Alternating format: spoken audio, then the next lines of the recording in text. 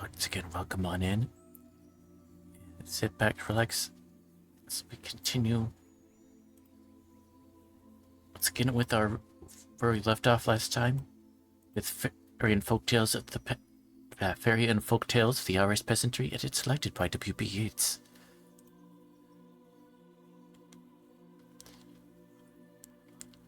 Section Ghosts.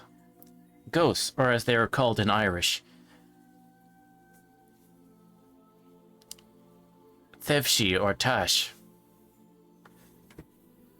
live in a state intermediary between this life and the next. They are held there by some earthly longing or affection, or some duty unfulfilled, or anger against the living.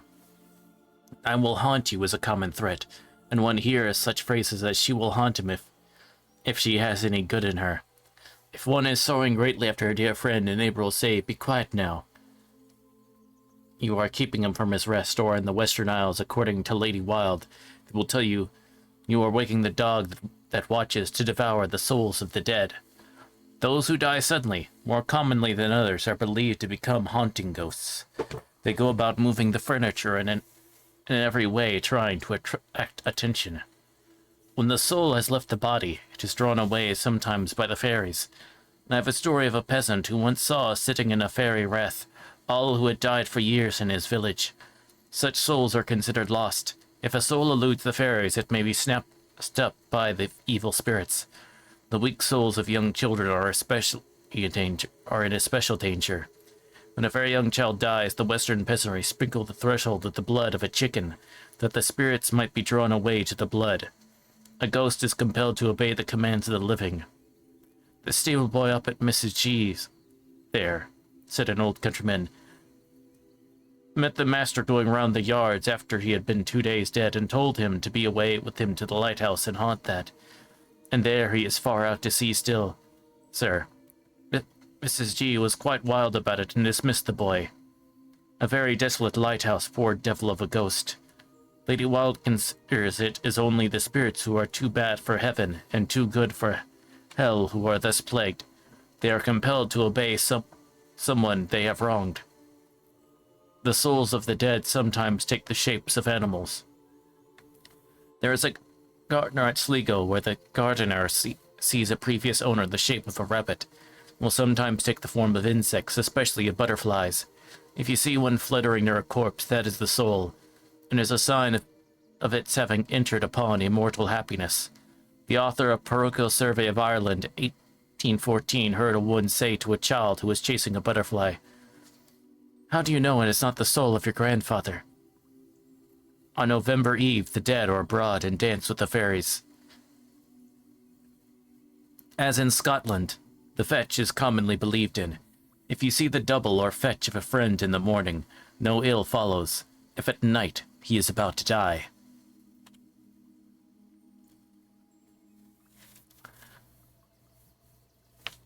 A Dream, by William Allingham. I heard the dogs howl in the moonlight night. I went to the window to see the sight, all the dead that I ever knew going on by one and two by two. On they passed and on they passed, townsfellows all from first to last, born in the moonlight of the lane. Quenched in heavy shadow again, schoolmates marching as when we'd played at soldiers once, but now more staid. Those were the strangest sight to me, who were drowned, I knew, in the awful sea. Straight and handsome folk, bent and weak too, some that I loved and gasped to speak to. Some but a day in their churchyard bed, some that I had not known were dead. A long, long crowd where each seemed lonely, yet of them all there was one only. Raised a head or looked my way, she lingered a moment, she might not stay. How long since I saw that fair, pale face? Ah, mother dear, might I only place my head on thy breast a moment to rest, while thy hand on my tearful cheek were pressed. On, a moving bridge they made across the moon stream, from shade to shade, young and old, women and men. Many long forgot, but remembered then. And first there came a bitter laughter, a sound of tears the moment after, and then a music so lofty and gay that every morning, day by day, I strive to recall it if I may.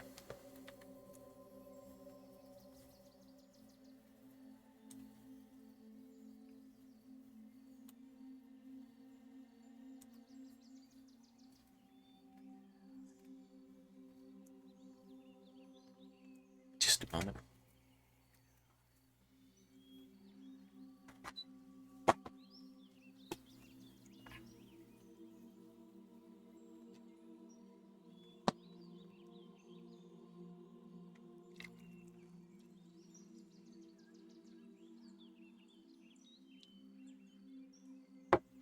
Okay. Yes, sir. This code keeps bugging me.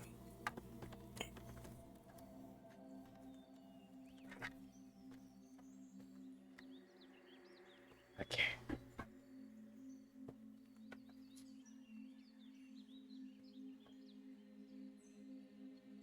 All right. Grace Connor by Miss Letitia McClintock.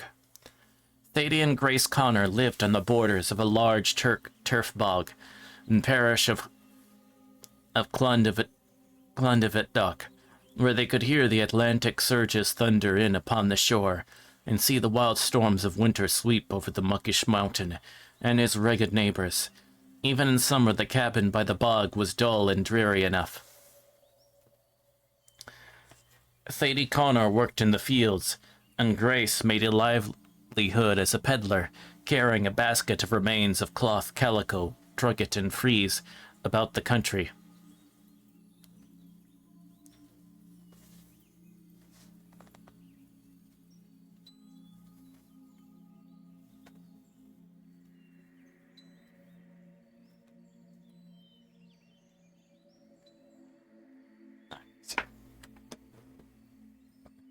The people rarely visited any large town and found it convenient to buy from Grace, who was welcome in many a lonely house. It's not true. It's bullshit. I did not hit her. I did not. Oh, hi, Mark. Welcome in, Foxglove. Welcome. The people rarely visited any large town and found it convenient to buy from Grace, who was welcomed in many a lonely house where a table was hastily cleared, and she might display her wares. Being considered a very honest woman, she was frequently entrusted with commissions to the shops in Letterkenny and Remilton. As she set out towards home, her basket was generally laden with little gifts for her children. "Grace, dear," would one of the kind housewives say, "here's a farrel of oaten cake, with a taste of butter on it. Take it with you for the weans."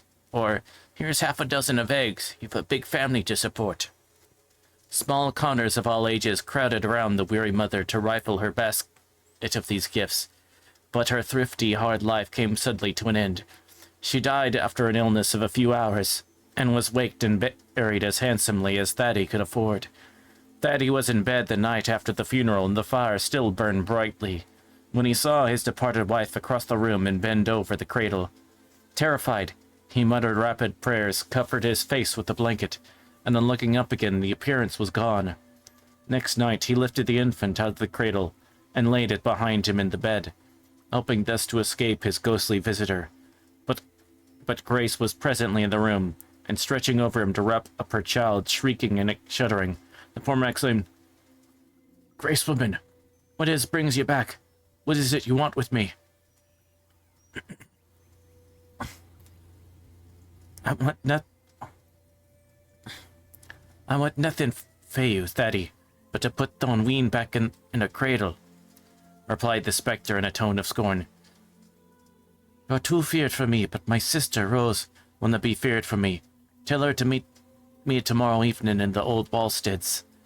Rose lived with her mother, about a mile off, but she obeyed her sister's summons without the least fear and kept the strange tryst in due time.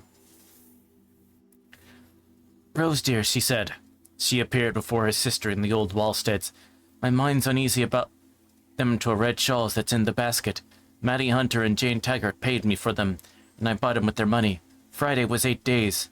Give 'em the shawls tomorrow. And old Mosey McCorkle gave me the price of a wiley coat.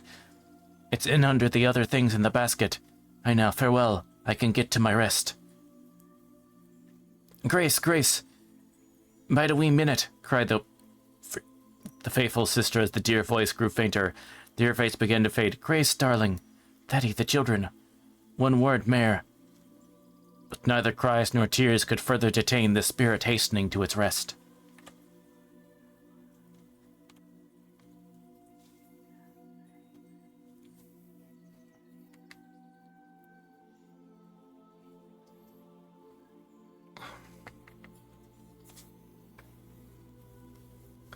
A Legend of Tyrone, by Ellen O'Leary. Crouched round a bare hearth in hard, frosty weather, 3 lonely, helpless weans cling close together. Tangled those gold locks, once bonny and bright. There's no one to fondle the baby tonight. My mommy I want, oh my mommy I want. The big tears stream down with low wailing chant. Sweet Ellie's slight arms enfold the gold head. Poor weenie Willie, sure mommy is dead. And daddy is crazy from drinking all day. Come down, holy angels, and take us away. Eily and Eddie keep kissing and crying. Outside the weird winds are sobbing and sighing. All in a moment the children are still, only a quick coo of gladness from Will. The shieling no longer seems empty or bare, for clothed in soft raiment the mother stands there. They gather round her, they cling to her dress. She rains down soft kisses for each shy caress. Her light loving touches smooth out tangled locks. When pressed to her bosom the baby she rocks. He lies in his cot, there's a hearth on the fire. To Eily and Eddie 'tis heaven on earth. For mother's deft fingers have been everywhere. She lulls them to rest in the low sagan chair. They gaze open-eyed, then the eyes gently close, as petals fold into the heart of a rose. But up soon again in awe and love, but no fear, and fondly they murmur, our mommy is here. She lays them down softly, she wraps them round. They lie in sweet slumber, she starts at a sound. The cock loudly crows, and the spirit's away. The drunkard steals in at the dawning of the day. Again and again, 'tween the dark and the dawn, glides in the dead mother to nurse Willie Bawn. Or is it an angel who sits by the hearth? An angel in heaven, a mother on earth.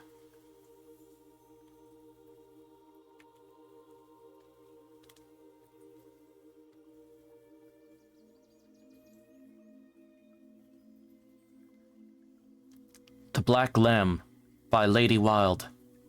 It is a custom amongst the people, when throwing away water at night, to cry out in a loud voice, take care of the water, or literally from the Irish, away with yourself from the water. For they say that the spirits of the dead last buried are then wandering about, and it would be dangerous if the water fell on them. One dark night, a woman suddenly threw out a pail of boiling water without thinking of the warning words. Instantly a cry was heard, as of a person in pain, but no one was seen. However, the next night, a black lamb entered the house, having the back all fresh scalded, and it lay down moaning by the hearth and died.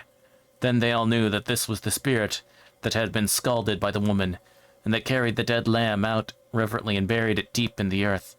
Yet every night at the same hour it walked again into the house and lay down, moaned, and died. And after this had happened many times, the priest was sent for, and finally, by the strength of his exorcism, the spirit of the dead was laid to rest. The black lamb appeared no more. Neither was the body of the dead lamb found in the grave when they searched for it, though it had been laid by their own hands deep in the earth and covered with clay.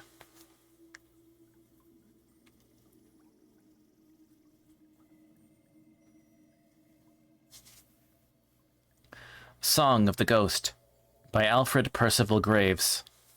When all were dreaming by pastine power, a light came streaming beneath her bower. A heavy foot at her door delayed, a heavy hand on the latch was laid. Now who dare venture up at this dark hour, unbid to enter my maiden bower? Dear Pastine, open the door to me, and your true lover you'll surely see. My own true lover, so tall and brave, lives exiled over the angry wave. Your true love's body lies in the byre, his faithful spirit is with you here. His look was cheerful, his voice was gay, your speech is fearful, your face is grey, and sad and sunken, your eye of blue. But Patrick, Patrick, alas, 'tis you. Ere dawn was breaking, she heard below the 2 cocks shaking their wings to crow.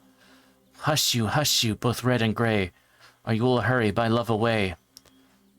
Hush your crowing, both grey and red, or he'll be going to join the dead.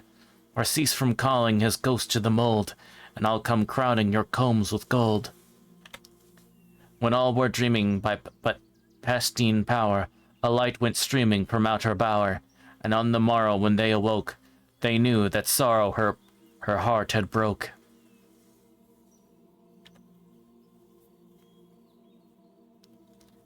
The Radiant Boy by Mrs. Crowe. Captain Stewart, afterwards Lord Castlereagh, when he was a young man, happened to be quartered in Ireland. He was fond of sport, and one day the pursuit of game carried him so far that he lost his way. The weather, too, had become very rough, and in this strait he presented himself at the door of a gentleman's house, and sending his card, requested shelter for the night. The hospitality of the Irish country gentry is proverbial. The master of the house received him warmly, said he feared he could not make him comfortable as he could have wished, his house being full of visitors already, added to which some strangers, driven by the inclemency of the night, had sought shelter before him, but such accommodation as he could give he was hardly welcome to. Whereupon he called his butler, and committed the guest to his good offices, told him he must put him up somewhere, and do the best he could for him. There was no lady, the gentleman being a widower. Captain Stewart found the house crammed, and a very jolly party it was. His host invited him to stay, and promised him good shooting if he would prolong his visit a few days. And in fine, he thought himself extremely fortunate to have fallen to such pleasant quarters. At length, after an agreeable evening, they all retired to bed, and the butler conducted him to a large room, almost divested of furniture, but with a blazing turf fire in the grate, and a shakedown on the floor composed of cloaks and other heterogeneous materials. Nevertheless, to the tired limbs of Captain Stewart, who had a hard day's shooting, it looked very inviting. Before he lay down, he thought it advisable to take off some of the fire, which was blazing up the chimney in what he thought an alarming manner. Having done this, he stretched himself on his couch and soon fell asleep. He believed he had slept about a couple of hours when he awoke suddenly, and was startled by such a vivid light in the room that he thought it on fire. But on turning to look at the grate, he saw the fire was going out, though it was from the chimney the light proceeded. He sat up in bed, trying to discover what it was, when he perceived the form of a beautiful naked boy surrounded by a dazzling radiance. The boy looked at him earnestly, and then the vision faded and all was dark. Captain Stewart, so far from supposing what he had seen to be of a spiritual nature, had no doubt about that the host or the visitors had been trying to frighten him. Accordingly, he felt indignant at the liberty, and on the following morning, when he appeared at breakfast, took care to evince his displeasure by the reserve of his demeanour, and announcing his intention to depart immediately. The host expostulated, reminding him of his promise to stay and shoot. Captain Stewart coldly excused himself. At length the gentleman, seeing something was wrong, took him aside and pressed for an explanation, whereupon Captain Stewart, without entering into particulars, said he had been made the victim of a sort of practical joke that he thought quite unwarrantable with the stranger. The gentleman considered this not impossible amongst a parcel of thoughtless young men, and appealed to them to make an apology, but one and all on honour denied the impeachment. Suddenly a thought seemed to strike him. He clapped his hand to his forehead, uttered an exclamation, and rang the bell. "Hamilton," he said to the butler, "where did Captain Stewart sleep last night?" "Well, sir," replied the man, "you know every place was full. The gentleman was lying on the floor, 3 or 4 in a room, so I gave him the boy's room, but I lit a blazing fire to keep him from coming out." "You are very wrong," said the host. "No, I have positively forbidden you to put anyone there. I have taken the furniture out of the room to ensure it's not being occupied." Trying with Captain Stewart, he informed him very gravely of the nature of the phenomenon he had seen, and at length, he being pressed for further information, he confessed that there existed a tradition in the family that whoever the Radiant Boy appeared to will rise to the summit of power, and when he has reached the climax, will die a violent death. And I must say, he added, that the records that have been kept of his appearance go to confirm this persuasion.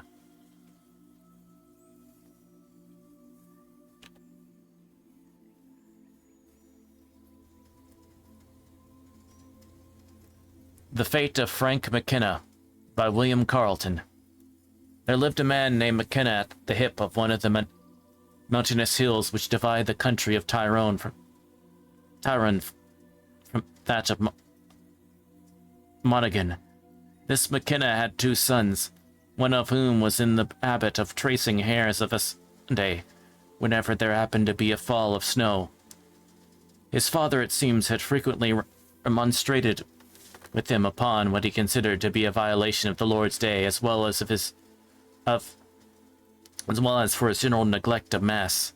The young man, however, though otherwise harmless and inoffensive, was in this matter quite insensible to reproof, and continued to trace whenever the avocations of labor would allow him. So happened that upon a Christmas morning, I think in the year 1814, there was a deep fall of snow, and young McKenna, instead of going to Mass, got down his cockstick, which is a staff much thicker and heavier at one end than at the other, and prepared to set out on his favourite amusement. His father, seeing this, reproved him seriously, and insisted that he should attend prayers. His enthusiasm for the sport, however, was stronger than his love of religion, and he refused to be guided by his father's advice. The old man, during the altercation, got warm, and on finding that the son obstinately scorned his authority, he knelt down and prayed that if the boy persisted in allowing his own will, he might never return from the mountains unless as a corpse. The imprecation, which was certainly as harsh as it was impious and senseless, might have startled many a mind from a purpose that was, to say it the least of it, at variance with religion and the respect due to a father. It had no effect, however, upon the son. It was said to have replied that whether he ever returned or not, he was determined on going, and go accordingly he did. He was not, however, alone, for it appears that 3 or 4 of the neighbouring young men accompanied him. Whether their sport was good or otherwise, it is not to the purpose. Neither am I able to say, but the story goes that towards the latter part of the day, they started a larger and darker hare than any had ever seen, and that she kept dodging on them before, bit by bit, leading them to suppose that every successful cast of the cockstick would bring her down. It was observed afterwards she also led them into the recesses of the mountains, that although they tried to turn her course homewards, they could not succeed in doing so. As evening advanced, the companions of McKenna began to feel the folly of pursuing her father, and to perceive the danger of losing their way in the mountains should night or a snowstorm come upon them. They therefore proposed to give over the chase and return home. But McKenna would not hear of it. "If you wish to go home, you may," said he, "but as for me, I'll never leave the hills till I have her with me." They begged and entreated of him to desist and return, but all to no purpose. He appeared to be what the Scotch call fey, that is, to act as if he were moved by some impulse that leads to death, and from the influence of which a man cannot withdraw himself. At length, on finding him invincibly obstinate, they left him pursuing the hare directly into the heart of the mountains and returned to their respective homes.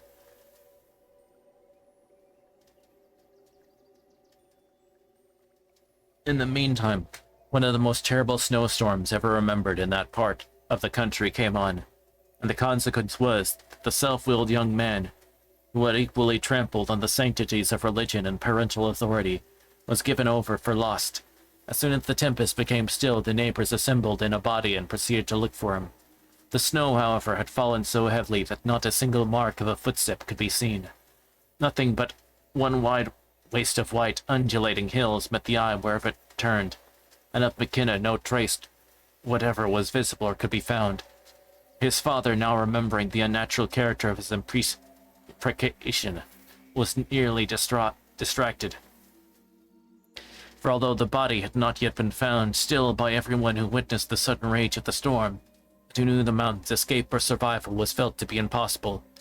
Every day for about a week, large parties were out among the hill ranges seeking him, but to no purpose. At length there came a thaw, and his body was found in a snow wreath, lying in a supine posture within a circle which he had drawn around him with his cockstick. His prayer book lay open upon his mouth, and his hat was pulled down so as to cover it and his face. It is unnecessary to say that the rumor of his death, and of the circumstances under which he left home, created a most extraordinary sensation in the country, a sensation that was greater in proportion to the uncertainty occasioned by his not having been found either alive or dead. Some affirmed that he had crossed the mountains, and was seen in Monaghan, others that he had been seen in Clones, in Emmyvale, and 5 Mile Town. But despite all these agreeable reports, the melancholy truth was at length made clear by the appearance of the body as just stated. Now it so happened that the house near the spot where he lay was inhabited by a man named Daly, I think, but of the name I'm not certain, who was a herder or caretaker to Dr. Porter, then Bishop of Clogher. The situation of this house was the most lonely and desolate looking that could be imagined. It was at least 2 miles distant from any human habitation, being surrounded by one wide and dreary waste of dark moor. By this house lay the route of those who had found the corpse, and I believe the purpose of it was borrowed for the purpose of conveying it home. But this as it may, the family witnessed the melancholy procession as it passed slowly through the mountains, and when the place and circumstances are all considered, we may admit that to ignorant and superstitious people, whose minds even upon ordinary occasions were strongly affected by such matters, it was a sight calculated to leave behind it a deep, if not a terrible impression. Time soon proved that it did so. An incident is said to have occurred at the funeral in fine keeping with the wild spirit of the whole melancholy event. When the procession had advanced to a place called Mullitinny, a large dark-colored hare, which was instantly recognized by those who had been out with him on the hills as identical to one that led him to his fate, is said to have crossed the roads about 20 yards or so before the coffin. Welcome in, Punky Kobold. Welcome, welcome, welcome. We're currently reading collections of folk and fairy stories from Ireland. Feel free to sit back, relax, and enjoy the rest of the stream. The story goes that a man struck on it the side with a stone, that the blow which would have killed any ordinary hare not only did it no injury, but occasioned a sound to proceed from the body resembling that hollow one emitted by an empty barrel when struck. In the meantime the interment took place. The sensation began, like every other, to die away in the natural progress of time, when behold, a report ran abroad like wildfire, that to use the language of the people, Frank McKinney was appearing. One night, about a fortnight after his funeral, the daughter of Daly the herd, a girl about 14, while lying in bed, saw what appeared to be the likeness of McKenna, who had been lost. She screamed out, and covering her head with the bedclothes, told her father and mother that Frank McKenna was in the house. This alarming intelligence naturally produced great terror. Still Daly, who, notwithstanding his belief in such matters, possessed a good deal of moral courage, was cool enough to rise and examine the house, which consisted of only one apartment. This gave the daughter some courage, who, on finding that her father could not see him, ventured to look out, and she then could see nothing of him herself. She very soon fell asleep, and her father attributed what she saw all to fear, or some accidental combination of shadows proceeding from the furniture, for it was a clear moonlit night. The light of the following day dispelled a great deal of their apprehensions, and comparatively little was thought of it until evening again advanced, when the fears of the daughter began to return. They appeared to be prophetic, for she said night came that she knew he would appear again. And accordingly at the same hour he did so. This was repeated for several successive nights, until the girl, from the very hardihood of terror, began to become so far familiarized to the spectre as to address it. "In the name of God," she asked, "what is troubling you, or why do you appear to me instead of some of your own family or relations?" The ghost's answer alone might settle the question involved in the authenticity of its appearance, being as it was an account of one of the most ludicrous missions that ever a spirit was dispatched upon. "I'm not allowed," said he, "to speak to any of my friends, for I parted with them in anger. I come to tell you, they are quarreling about my breeches, a new pair that I got made for Christmas Day. And as I was coming to Thace in the mountains, I thought the old one would do better, and of course I didn't put the new pair on me, for reason for appearing," he added, "is that you may tell my friends that none of them is to wear them. They must be given to charity." The serious and solemn intimation from the ghost was duly communicated to the family. It was found that the circumstances were exactly as it had represented them. This, of course, was considered as sufficient proof of the truth of its mission. Their conversations now became not only frequent, but quite friendly and familiar. The girl became a favorite with the Spectre. The Spectre, on the other hand, soon lost all his terrors in her eyes. He told her that whilst his friends were bearing home his body, the handspikes or poles on which they carried him had cut his back and occasioned him great pain. The cutting of the back was also known to be true, and strengthened, of course, the truth and authenticity of their dialogues.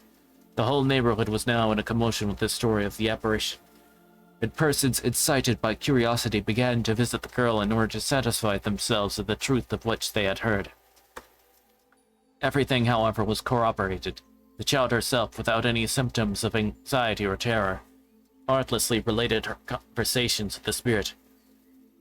Hitherto their interviews had been all nocturnal. Now that the ghost found his footing made good, he put a hearty face on and ventured to appear by daylight.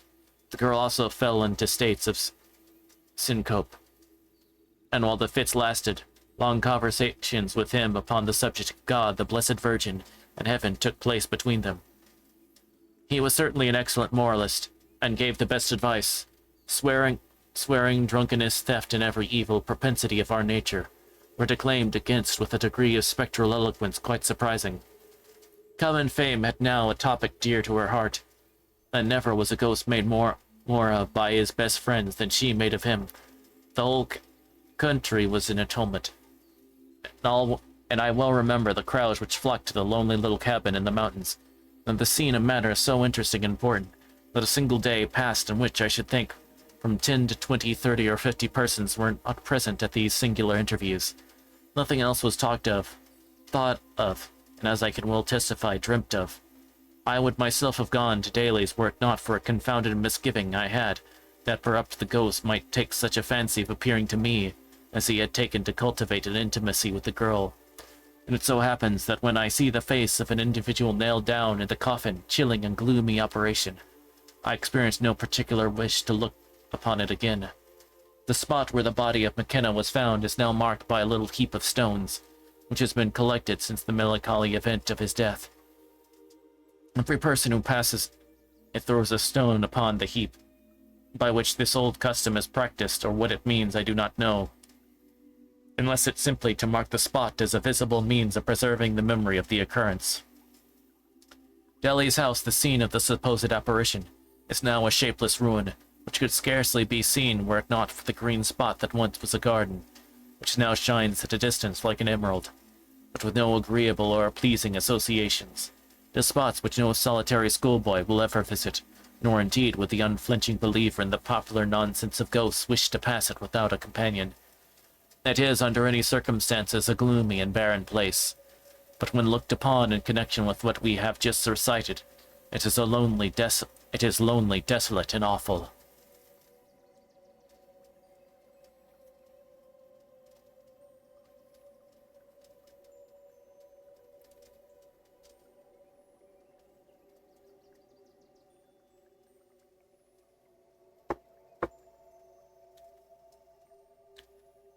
Alright. This next section is witches, and fairy doctors. Witches and fairy doctors receive their power from opposite dynasties. The witch from evil spirits and her own malignant will. The fairy doctor from the fairies, and a temperament that is born with him or her. The first is always feared and hated. The second is gone to for advice, and is never worse than mischievous. The most celebrated fairy doctors are sometimes people the fairies loved and carried away, and kept with them for 7 years. Not that those the fairies love are always carried off. They may merely grow silent and strange, and talk to lonely wanderings in the gentle places. Such will, in after times, be great poets or musicians, or fairy doctors. They must not be confused with those who have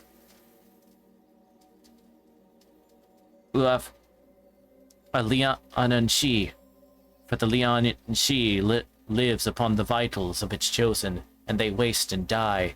She is of the dreadful solitary fairies. To her have belonged the greatest of the Irish poets, from Ossian down to the last century.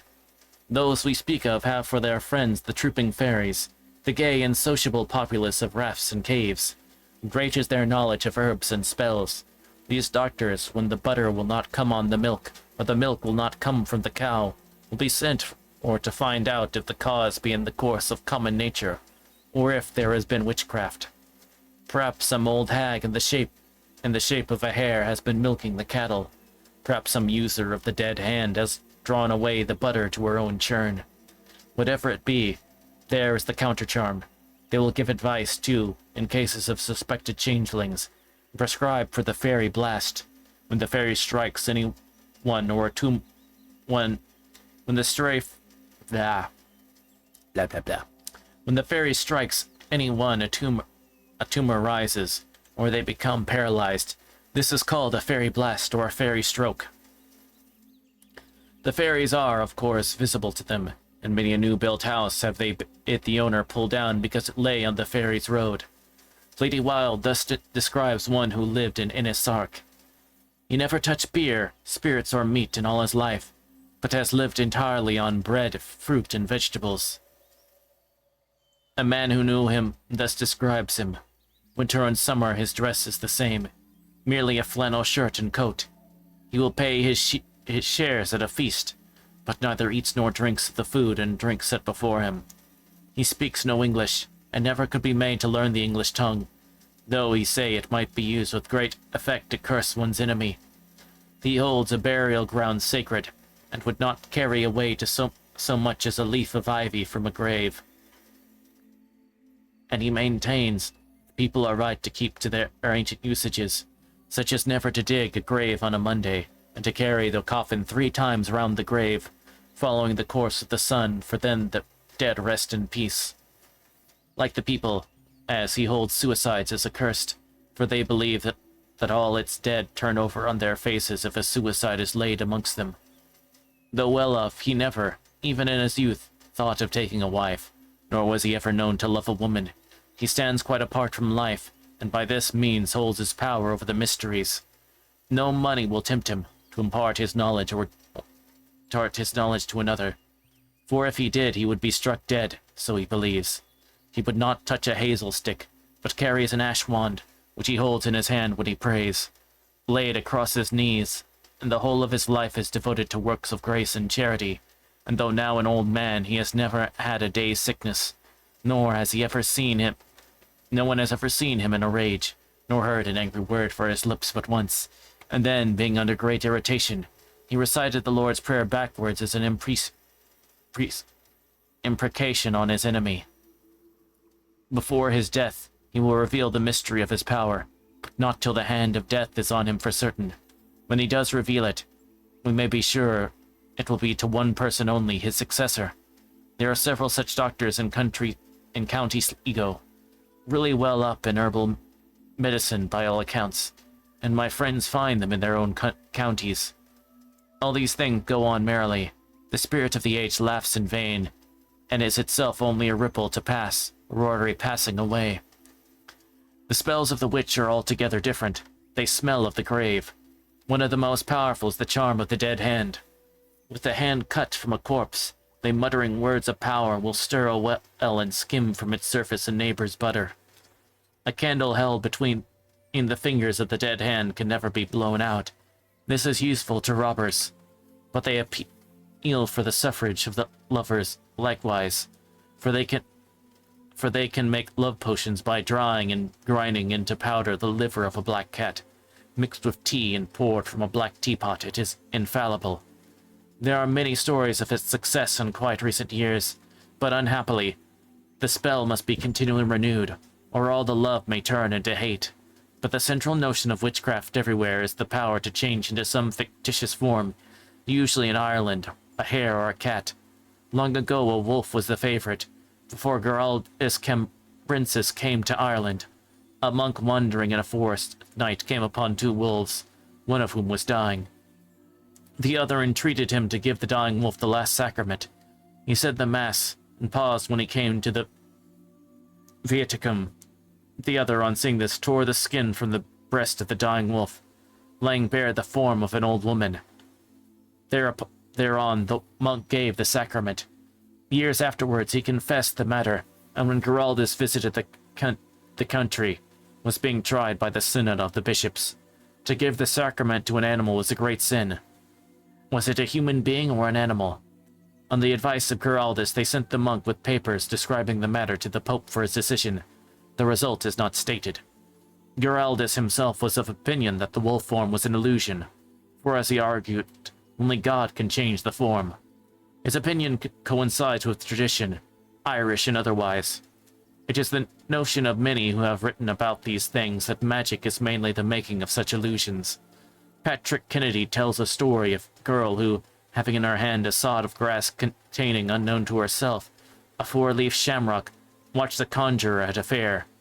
Now the four-leaf shamrock guards its owner from all spells, and when the others were staring at a cock carrying along the roof of a shed a huge beam in its bill, she asked them what they found to wonder at in a cock with a straw. The conjurer begged from her the sod of grass to give to his horse, he said. Immediately she cried out in terror that the beam would fall and kill somebody. This, then, is to be remembered. The form of an enchanted thing is a fiction and a caprice.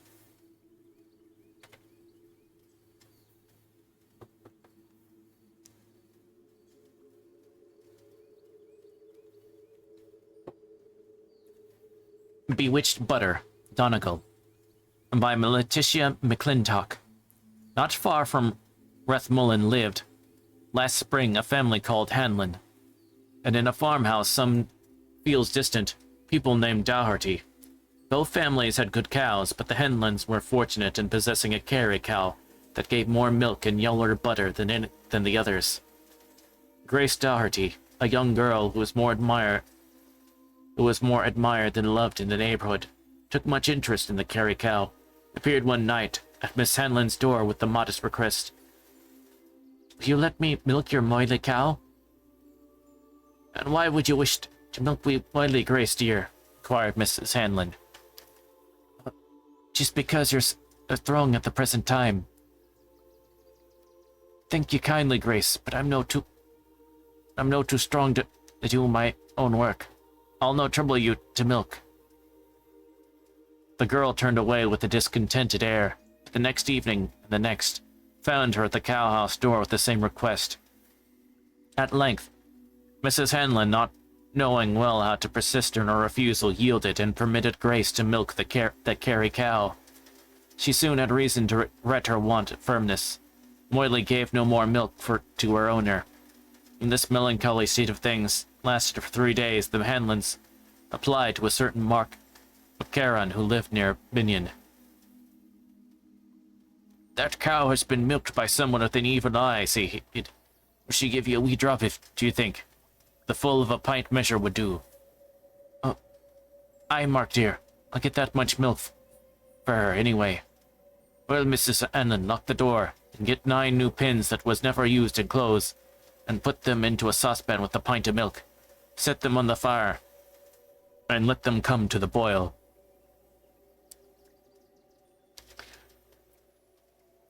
The 9 pines soon began to simmer in Moily's milk. Rapid steps were heard approaching the door.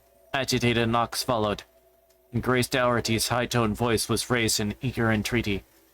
"Let me in, Mrs. Hanlon," she cried. "Take off that cruel pot. Take out my pins for the pricking holes in my heart, and I'll never offer to touch milk of yours again." There is hardly a village in Ireland where the milk is not thus believed to have been stolen times upon times. There are many counter-charms. Sometimes the coulter of a plough will be heated red-hot, and the witch will rush in crying that she is burning. A new horseshoe or donkey shoe heated and put under the churn with 3 straws, if possible, stolen at midnight from over the witch's door, is quite infallible.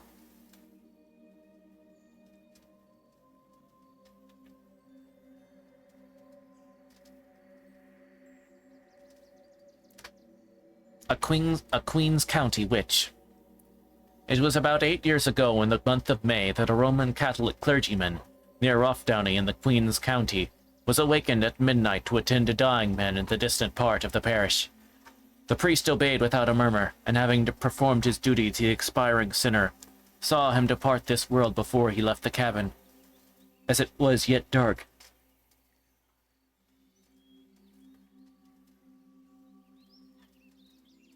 the man who had called in the priest offered to accompany him home, but he refused, and set forward on his journey alone. The grey dawn began to appear over the hills. The good priest was highly enraptured with the beauty of the scene, and rode on now, gazing intently at every surrounding object, and again cutting with his whip at the bats and big beautiful night flies which flitted ever and anon from hedge to hedge across his lonely way. Thus engaged, he journeyed on slowly, until the near approach of sunrise began to render objects completely discernible, when he dismounted from his horse, and slipping his arm out to the rein and drawing forth his breviary from his pocket, he commenced reading his morning office as he walked leisurely along. He had not proceeded very far, when he observed his horse, a very spirited animal, endeavoring to stop on the road, and gazing intently into a field, where on one side of the way where there are 3 or 4 cows grazing.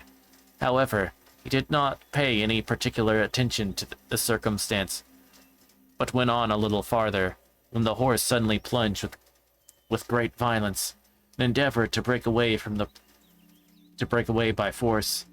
The priest, with great difficulty, succeeded in restraining him, and looking at it more closely, observed him shaking from head to foot, and sweating profusely. He now stood calmly and refused to move from where he was, nor could threats or entreaty induce him to proceed. The father was greatly astonished, but recollecting to have often heard of horses laboring under a fright being induced to go by blindfolding them, he took out his handkerchief and tied it across his eyes. He then mounted and stroked him gently. He went forward without reluctance, but still sweating and trembling violently. They had not gone far when they arrived opposite a narrow path or bridleway, flanked at large side by a tall, thick hedge, which led by the high road to the field where the cows were grazing. The priest happened by chance to look into the lane, and saw a spectacle which made the blood curdle in his veins. It was the legs of a man from the hips downward, without head or body. The good father was very much alarmed, but being a man of strong nerve, he resolved, come what might, to stand and be further acquainted with this singular spectre. He accordingly stood, and so did the headless apparition, as if afraid to approach him. The priest, observing this, pulled back a little from the entrance of the avenue, and the phantom again resumed its progress, soon arrived on the road, and the priest now had sufficient opportunity to view it minutely. It wore yellow buckskin breeches, tightly fastened at the knees with great ribbon.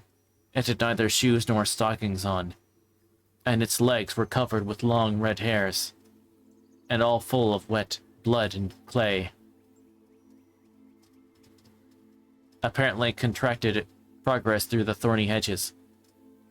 The priest, although very much alarmed, felt eager to examine the phantom. To this purpose summoned all his philosophy to enable him to speak to it. The ghost was now a little ahead, pursuing its march as its usual brisk trot. This priest urged on his horse speedily until he came up and thus approached it. "Hello, friend, who art thou, or whither out thou go so early?" The hideous spectre made no reply, but uttered a fierce and inhuman growl, or oomph. "Fine morning for ghosts to wander abroad again," said the priest. Another oomph was the reply. "Why don't you speak?" Oomph. "Don't seem to be disposed to be very loquacious this morning." The good man began to feel irritated at the obstinate silence of his unearthly visitor, and with some warmth. "In the name of all that's sacred, I command you to answer me. Who art thou? Or where art thou traveling?" Another humph, more loud and more angry than before, was the only reply. "Perhaps," said the father, "a taste of whipcord might render you a little more communicative." Saying, he struck the apparition a heavy blow with his whip on the breech.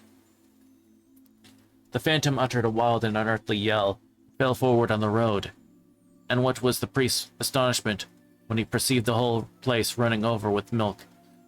He was struck dumb with amazement. The prostrate phantom still continued to eject vast quantity. There. He was struck dumb with amazement. The prostrate phantom still continued to eject vast quantities of milk from every part. The priest's head swam, his eyes got dizzy.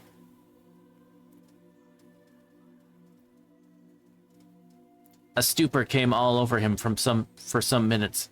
When his recovering, the frightful specter had vanished, and instead he found stretched on the road and half drowned in milk the form of Sarah Kennedy, an old woman of the neighborhood, who had been long notorious in that district for witchcraft and superstitious practices. It was now discovered that she had by infernal aid assumed that monstrous shape, and was employed that morning in sucking the cows at the village. Had a volcano burst forth at his feet, he could not be more astonished. He gazed a while in silent amazement, the old woman groaning and writhing convulsively. "Sarah," he said at length, "I have long admonished you to repent of your evil ways, but you were deaf to my entreaties, and now, wretched woman, you are surprised in the midst of your crimes." "Father, father," shouted the unfortunate one, "can you do nothing to save me? This hell is open for me, and the legions of devils surround me this moment, waiting to carry my soul to perdition." The priest had not power to reply. The old wretch's pains increased. Her body swelled to an immense size, her eyes flashed as if on fire. Her face was black as night, her entire form writhed in 1,000 different contortions. Her outcries were appalling. Her face sunk, her eyes closed, and in a few minutes she expired in the most exquisite tortures. The priest departed homewards, called to the cabin to give notice of the strange circumstances. The remains of Sarah Kennedy were removed to her cabin, situate at the edge of a small wood at a little distance. She had long been a resident in that neighborhood, but still she was a stranger, and came there no one knew from whence. She had no relation in that country, but one daughter, now advanced in years, who resided with her. She kept one cow, but sold more butter, it was said, than any other farmer in the parish. It was generally suspected that she acquired it by devilish agency, as she never made a secret of being intimately acquainted with sorcery and fairyism. She professed the Roman Catholic religion, but never complied with the practices enjoined by that church, and her remains were denied Christian sepulture, and were buried in a sand pit near her own cabin. On the evening of her burial, the villagers assembled and burned her cabin to the earth. Her daughter made her escape and never after returned.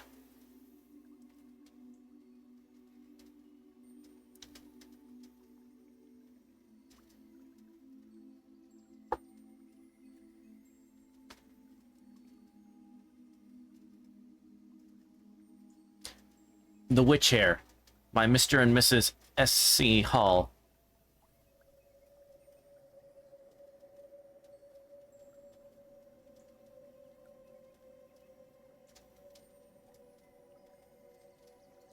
Oh, crap.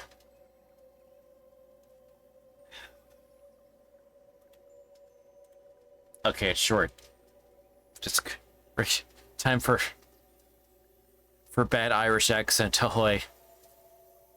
I was out threcking the hares myself, and I seen a fine puss of a thing hoppin' in the moonlight, and whacking her ears about now up, now down, and winking her great eyes.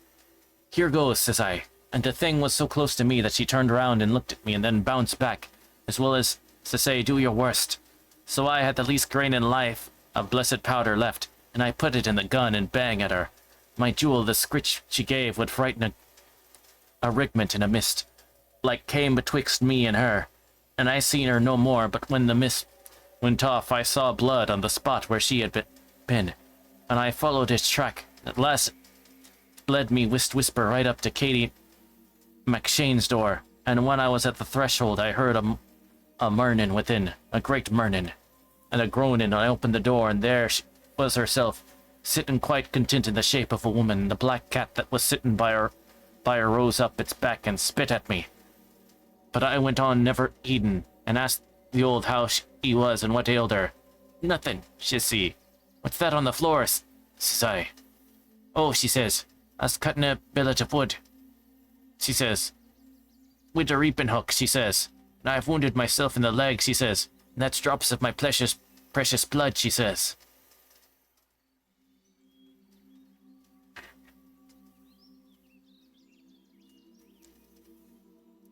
Right. Bewitched Butter, Queens County. After the commencement of the last century, there lived in the vicinity of the once famous village of Agavo a wealthy farmer named Brian Costigan. This man kept an extensive dairy and a great many milch cows, and every year made considerable sums by the sale of milk and butter. The luxuriance of the pasture lands in this neighborhood had always been proverbial, and consequently, Brian's cows were the finest and most productive in the country, and his milk and butter the richest and the sweetest, and brought the highest price at every market at which he offered these articles for sale. Things continued to go on thus prosperously with Brian Costigan, when one season all at once he found his cattle declining in appearance, and his dairy almost entirely profitless.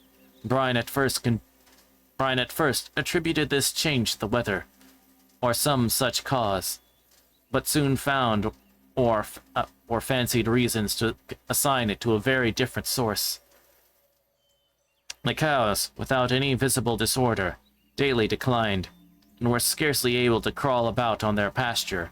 Many of them, instead of milk, gave nothing but blood, and the scanty quantity of milk which some of them continued to supply was so bitter that even the pigs would not drink it, whilst the butter which it produced was of such a bad quality and stunk so horribly that the very dogs would not eat it. Brian applied for remedies to all the quacks and fairy women in the country, but in vain.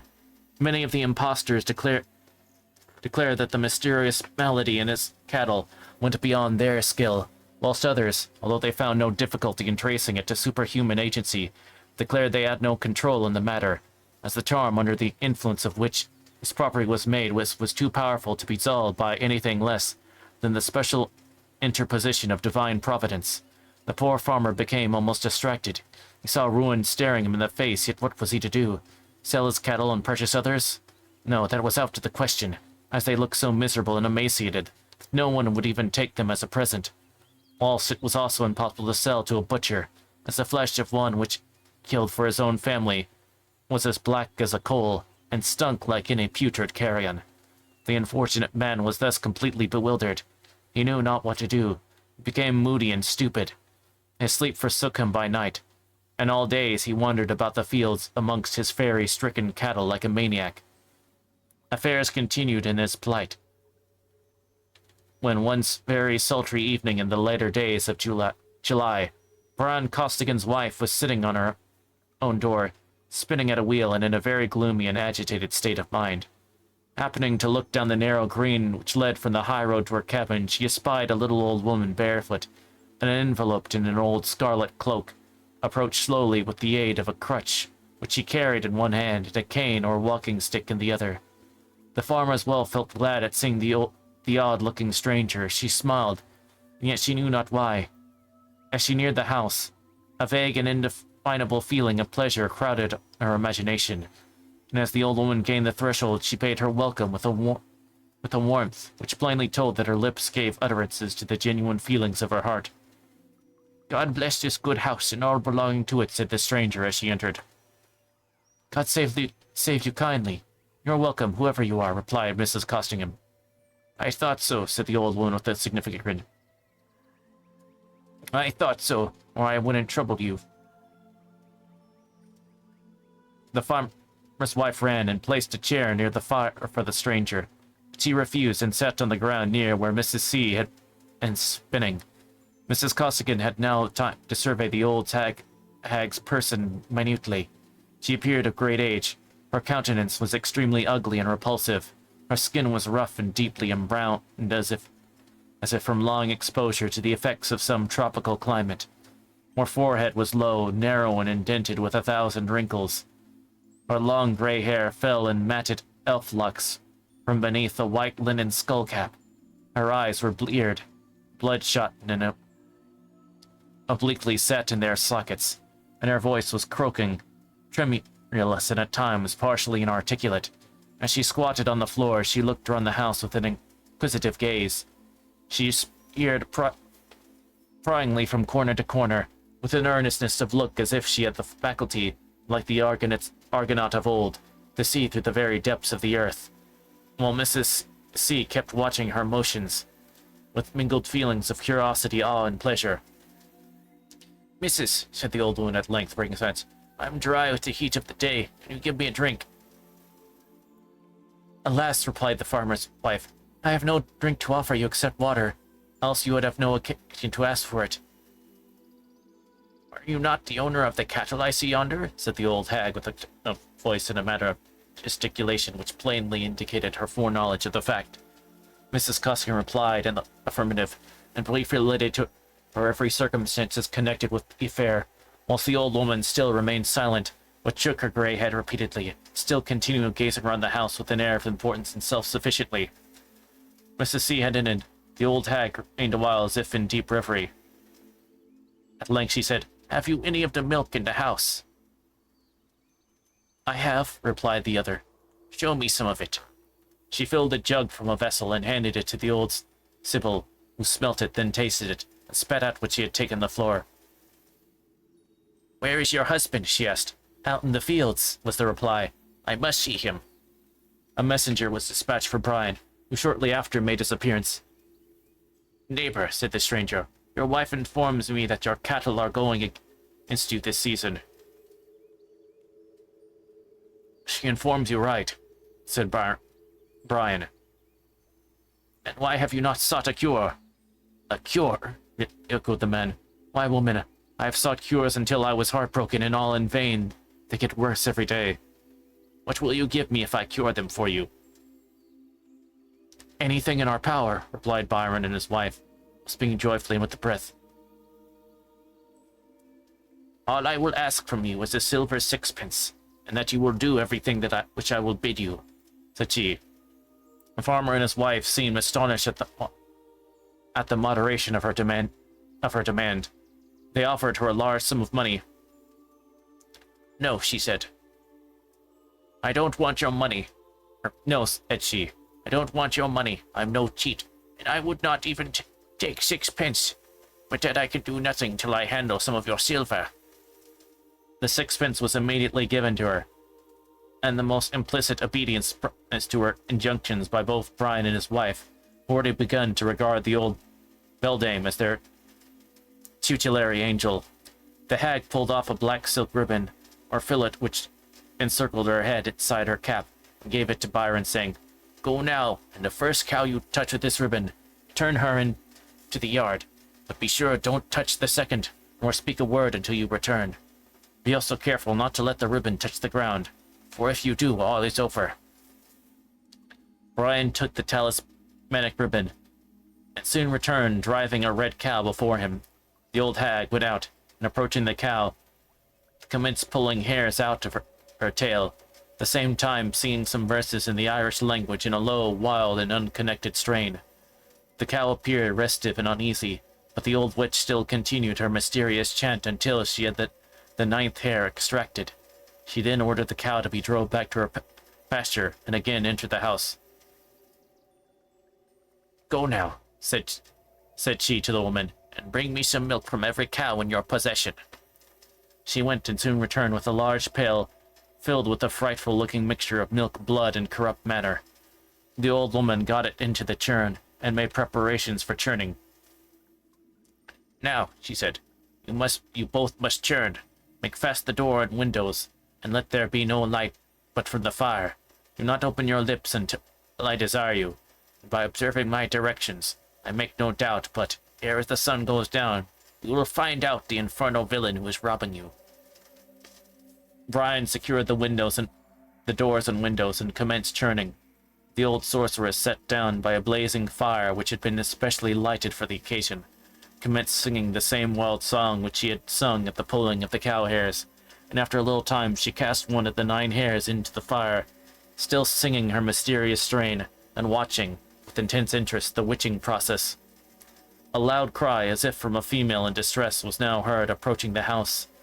The old witch discontinued her incantations and listened attentively. The crying voice approached the door. "Open the door quickly," shouted the charmer. Brian unbarred the door, and all three rushed out in the yard when they heard the same cry down the boreen, but could see nothing.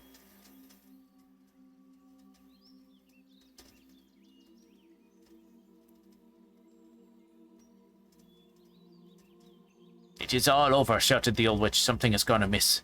Our charm for the present is ineffectual."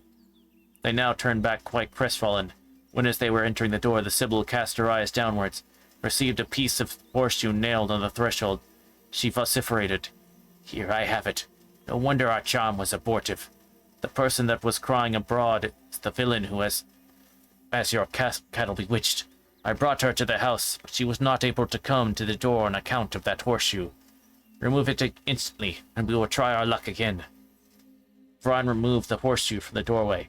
By the hag's directions, placed it on the floor under the churn, having previously reddened it in the fire. Then again resumed their manual operations. Brian and his wife began to churn, and the witch again to sing her strange verses and casting her cow's hairs into the fire until she had all them nearly exhausted. Her countenance now began to exhibit evident traces of vexation and disappointment. She got quite pale, her teeth gnashed, her hand trembled, and as she cast the ninth and last hair into the fire, her person exhibited more the appearance of a female demon than of a human being. Once more the cry was heard, and an aged, red-haired woman was seen approaching the house quickly. "Ho ho!" read the sorceress. "I knew it would be so. My charm has exceeded. My expectations are realized, and here she comes, the villain who has destroyed you." "What are we to do now?" asked Brian. "Say nothing to her," said the hag. Give her whatever she demands, and leave the rest to me." The woman advanced screechingly, vehemently, and Brian went out to meet her. She was a neighbor, and she said that one of her best cows was drowning in a pool of water, that there was no one at the home but herself. She had ordered Brian to go rescue the cow from destruction. Brian accompanied her without hesitation. Having rescued the cow from her perilous situation, was back again in a quarter of an hour. It was now sunset, and Mrs. Costigan set about preparing supper. During supper, they reverted to the singular transaction of the day. The old witch uttered many a fiendish laugh at the success of her incantations, inquired who was the woman whom they had so curiously discovered. Brian satisfied her in every particular. She was the wife of a neighboring farmer. Her name was Rachel Higgins, and she had been long suspected to be on familiar terms with the spirit of darkness. She had 5 or 6 cows, but it was observed by her sapient neighbors that she sold more butter every year than other farmers' wives who had 20. Brian had, from the commencement of the decline in its cattle, suspected her for being the aggressor, but as he had no proof, he held his peace. "Well," said the old beldame with a grim smile, "it is not enough that we have merely discovered the robber. All is in vain, if we do not take steps to punish her for the past, as well as to prevent her inroads for the future." "And how will that be done?" said Brian. "I will tell you. As soon as the hour 12 o'clock arrives tonight, do you go to the pasture and take a couple of swift-running dogs with you. Conceal yourself in some place convenient to the cattle. Watch them carefully. If you see anything, whether man or beast, approach the cows, sit on the dogs, and if possible, make them draw the blood of the intruder. Then all will be accomplished. If nothing approaches before sunrise, you may return, and we'll try something else." Convenience, there lived the cowherd of a neighbor and squire. He was a hardy, courageous young man, and always kept a pair of very ferocious bulldogs. To him, Brian applied for assistance. He cheerfully agreed to accompany him. Moreover, proposed to fetch a couple of his master's best greyhounds as his own dogs. Although extremely fierce and bloodthirsty, could not be relied on for swiftness. He promised Brian to be with him before 12 o'clock, and they parted. Brian did not seek sleep that night. He sat up anxiously waiting the midnight hour. It arrived at last, and his friend the herdsman, true to his promise, came at the time appointed. After some further admissions from the callow, they departed. Having arrived at the field, they consulted as to the best position they could choose for concealment. At last they pitched on a small brake of fern, situated at the extremity of the field. adjacent to the boundary ditch, which was thickly studded with large, old white thorn bushes. Here they crouched themselves and made the dogs, 4 in number, lie down beside them, eagerly expecting the appearance of their as yet unknown and mysterious visitor. Here Brian and his comrade continued a considerable time in nervous anxiety. Still nothing approached, and it will manifest that morning was at hand. They were beginning to grow impatient, and were talking of returning home, when on a sudden they heard a rushing sound behind them, as if proceeding from something endeavoring to force a passage through the thick hedge in the rear. They looked at that direction, and judge of their astonishment when they perceived a large hare in the act of springing from the ditch, and leaping on the ground quite near them. They were now convinced that this was the object which they had so impatiently expected. They were now resolved to watch motions narrowly. After arriving to the ground, she remained motionless for a few moments, looked around her sharply. She then began to skip and jump in a playful manner, now advancing at a smart pace towards the cows, and again retreating precipitously, but still drawing nearer and nearer at each sally. At length she advanced up to the next cow, and sucked her for a moment, then on to the next cow, so respectively to every cow in the field, the cows all time lowing loudly, appearing extremely frightened and agitated. Brian, from the moment the hare commenced sucking the first, was with difficulty restrained from attacking her, but his more sagacious companion suggested to him it was better to wait until she would have done, as she would then be much heavier and more unable to effect her escape than at present. And so the issue proved, for being now done sucking them all, her belly appeared enormously distended. She made her exit slowly and apparently with difficulty. She advanced towards the head which she had entered. As she arrived just as the clump of ferns where her foes were crouched, they started up with a fierce yell, and hallooed the dogs upon her path.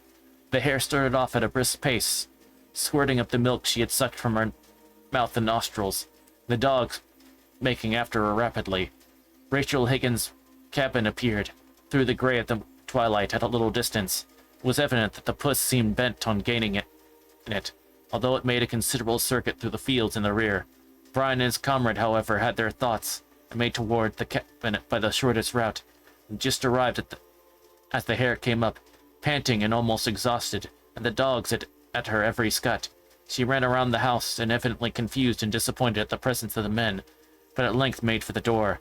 In the mouth of the door was a small semicircular aperture, resembling those cut in fowl-house doors for the ingress and egress of poultry. To gain this hole, Puss now made a last and desperate effort, and had succeeded in forcing her head and shoulders through it, when the foremost of the dogs made a spring and seized her violently by the haunch. She uttered a loud and piercing scream, and struggled desperately to free herself from his gripe, and at last succeeded, but not until she left a piece of her rump in his teeth. The men now burst open the door. A bright turf fire blazed in the hearth, and the whole floor was streaming with blood. No hare, however, could be found, and the men was more than ever convinced that it was old Rachel who had, by the assistance of some demon, assumed the form of the hare, and they now determined to have her if she were over the earth. They entered the bedroom, and heard some smothered groaning, as if proceeding from some one in extreme agony. They went to the corner of the room where thence the moans proceeded, and there, beneath a bundle of freshly cut rushes, found the form of Rachel Higgins writhing in the most excruciating agony, almost smothered in a pool of blood. The men were astounded. They addressed the wretched old woman, but she either could not or would not answer them. Her wounds still bled copiously. Her tortures appeared to increase, and it was evident that she was dying. The aroused family thronged around her with cries and lamentations. She did not seem to heed them. She got worse and worse, and her piercing yells fell awfully on the ears of the bystanders. At length she expired, and her corpse exhibited a most appalling spectacle, even before the spirit had well departed. Brian and his friends returned home. The old hag had been previously aware of the fate of Rachel Higgins, but it was not known by what means she acquired her supernatural knowledge. She was delighted at the issue of her mysterious operations. Brian pressed her much to accept some remuneration for her service, but she utterly rejected such proposals. She remained a few days at his house, She at length took her leave and departed, no one knew whither. Old Rachel's remains were interred that night in the neighboring churchyard. Her fate soon became generally known, and her family, ashamed to remain in their native village, disposed of their property and quitted the country forever. The story, however, is still fresh in the memory of the surrounding villagers, and often is said, amid the gray haze of a summer twilight, may the ghost of Rachel Higgins in the form of a hare be seen scudding over her favorite and well-remembered haunts.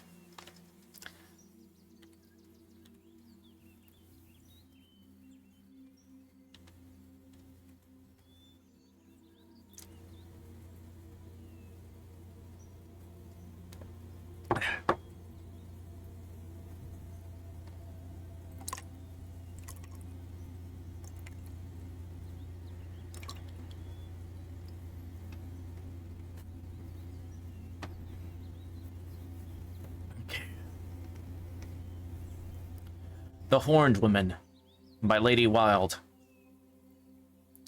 A rich woman sat up late one night, carding and preparing wool, while all the family and servants were asleep.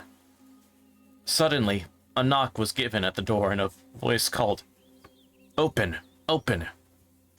"Who is there?" said the woman of the house. "I am the witch of the one horn," was answered. The mistress, supposing that one of her neighbors had called and required assistance, opened the door, and a woman entered, having in her hand a pair of wool carders, and bearing a horn on her forehead, as if growing there. She sat down by the fire in silence and began to card the wool with violent haste. Suddenly she paused and said aloud, "Where are the women? They delay too long." Then a second knock came to the door, and a voice called out as before, "Open, open." The mistress felt herself constrained to rise and opened the call. Immediately a second witch entered, having two horns on her forehead, and in her hand a wheel for spinning wool. "Give me place," she said. "I am the witch of the two horns."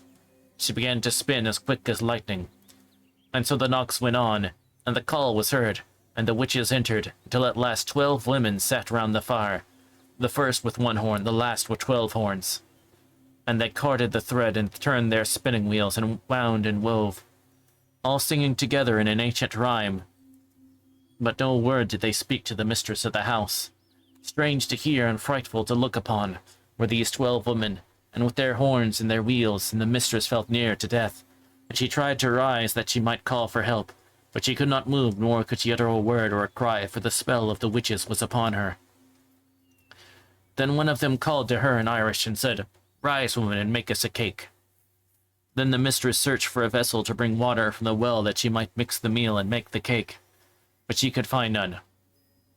And they said to her, "Take a sieve and bring water in it." And she took the sieve and went to the well, but the water poured from it, and she could fetch none for the cake. And she sat down by the well and wept. Then a voice came by her and said, "Take yellow clay and moss and bind them together and plaster the sieve so it will hold." This she did, and the sieve held the water for the cake. Voice said again, "Return, and when thou comest to the north angle of thy house, cry aloud 3 times and say, Mountain of the mountain of the Fenian woman, and the sky over it is all on fire." And she did so. When the witches inside heard the call, a great and terrible cry broke from their lips, and they rushed forth with their wild lamentations and shrieks and fled away to Slievenamon, where was their chief abode. But the spirit of the well bade the mistress of the house to enter and prepare her home against the enchantments of the witches if they returned again. And first, to break their spells, she sprinkled the water in which she had washed her child's feet, the feet water, outside the door on the threshold. Secondly, she took the cake which the witches made in her absence of meal mixed with the blood drawn from the sleeping family, and she broke the cake in bits, and placed a bit in the mouth of each sleeper, and they were restored. And she took the cloth they had woven and placed it half in and half out of the chest with the padlock. And lastly, she had secured the door with a great crossbeam fastened in the jambs, so that they could not enter, and having done these things, she waited. Not long were the witches in coming back, and they raged and called for vengeance. "Open, open," they screamed. "Open, feet water." I cannot, said the Feetwater. I am scattered on the ground, and my path is down to the low. Open, open, wooden trees and beam, they cried to the door. I cannot, said the door, for the beam is fixed in the gems, and I have no power to move. Open, open, a cake that we have made and mingled with blood, they cried again.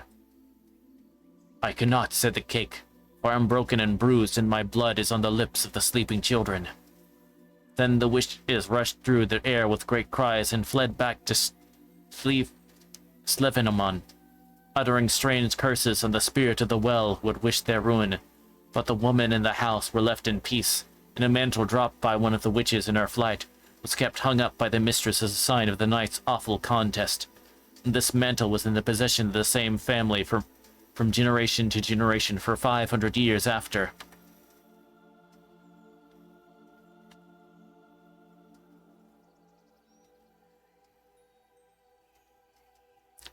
The Witch's Excursion by Patrick Kennedy.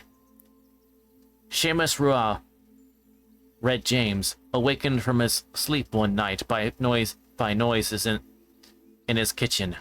Stealing to the door, he saw half a dozen old women sitting around the fire, jesting and laughing.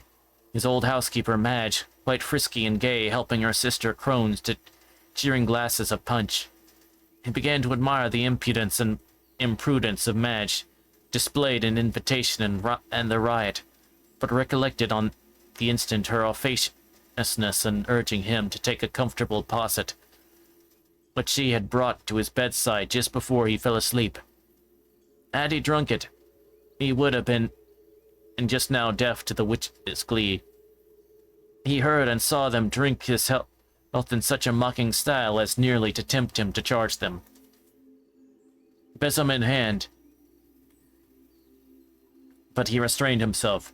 The jug being emptied, one of them cried out, "Is it time to be gone?" And at the same moment, putting on a red cap, she added, "By yarrow and rue and my red cap too, hey over to England." Making use of a twig which she held in her hand as a steed, she gracefully soared up the chimney, and she was rapidly followed by the rest. But when it came to the housekeeper, Seamus interposed. "By your leave, ma'am," said he, snatching twig and cap. "You desolate old crocodile, if I find you on my return, there'll be wigs on the green. By yarrow and rue and my red cap too, I over to England." The words were not out of his mouth when he was soaring above the ridgepole and swiftly plowing the air. He was careful to speak no word, being somewhat conversant with witch lore, as the result would be a tumble and the immediate return of the expedition. In a very short time they had crossed the Wicklow Hills, the Irish Sea, and the Welsh Mountains, and were charging at whirlwind speeds the hall door of a castle. Seamus, only for the company in which he found himself, would have cried out for pardon, expecting to be mummy against the hard oak door in a moment. But all bewildered, he found himself passing through the keyhole, along a passage, down a flight of steps, and through a cellar door keyhole before he could form any clear idea of his situation. Waking to the full consciousness of his position, he found himself sitting on a stillion, plenty of lights glimmering round, he and his companions with full tumblers of frothing wine in hand, hobnobbing and drinking health as jovial and recklessly as if the liquor was honestly come by and they were sitting in Seamus's own kitchen. The red beard had assimilated Seamus's nature for the time being to that of his unholy companions. The heady liquors soon got into their brain, and a period of unconsciousness succeeded the ecstasy, the headache, the turning round at the barrels, and the scattered sight of poor Seamus. He woke up under the impression of being roughly seized and shaken and dragged upstairs, and subjected to a disagreeable examination by the lord of the castle in his state parlour. There was much derision among the whole company, gentle and simple, on hearing Seamus's explanation. And as the thing occurred in the Dark Ages, the unlucky Leinster man was sentenced to be hung as soon as the gallows could be prepared for the occasion. The poor Hibernian was in the cart, proceeding on his last journey, with a label on his back and another on his breast, denouncing him as the remorseless villain, for the last month had been draining the cask in the Lord's vault every night. He was surprised to hear himself addressed by his name, and in his native tongue, by an old woman in the crowd. "Ach, Seamus, Lana, is it going to die you are in a strange place without your carpine jarg? These words infused hope and courage into the poor victim's heart. He turned to the Lord and humbly asked leave to die in his red cap, which he supposed had dropped from his head in the vault. A servant was sent for the headpiece. Seamus felt living hope warming his heart while placing it on his head. On the platform, he was graciously allowed to address the spectators, which he proceeded to do in the usual formula composed for the benefit of flying stationers. Good people all, a warning taken by me. When he had finished the line, my parents reared me tenderly. He unexpectedly added, by yarrow and rue, etc. And the disappointed spectators saw him shoot up obliquely through the air in the style of a skyrocket that had missed its aim, said that the Lord took the circumstances much to heart, and never afterwards hung a man for the 24 hours after his offense.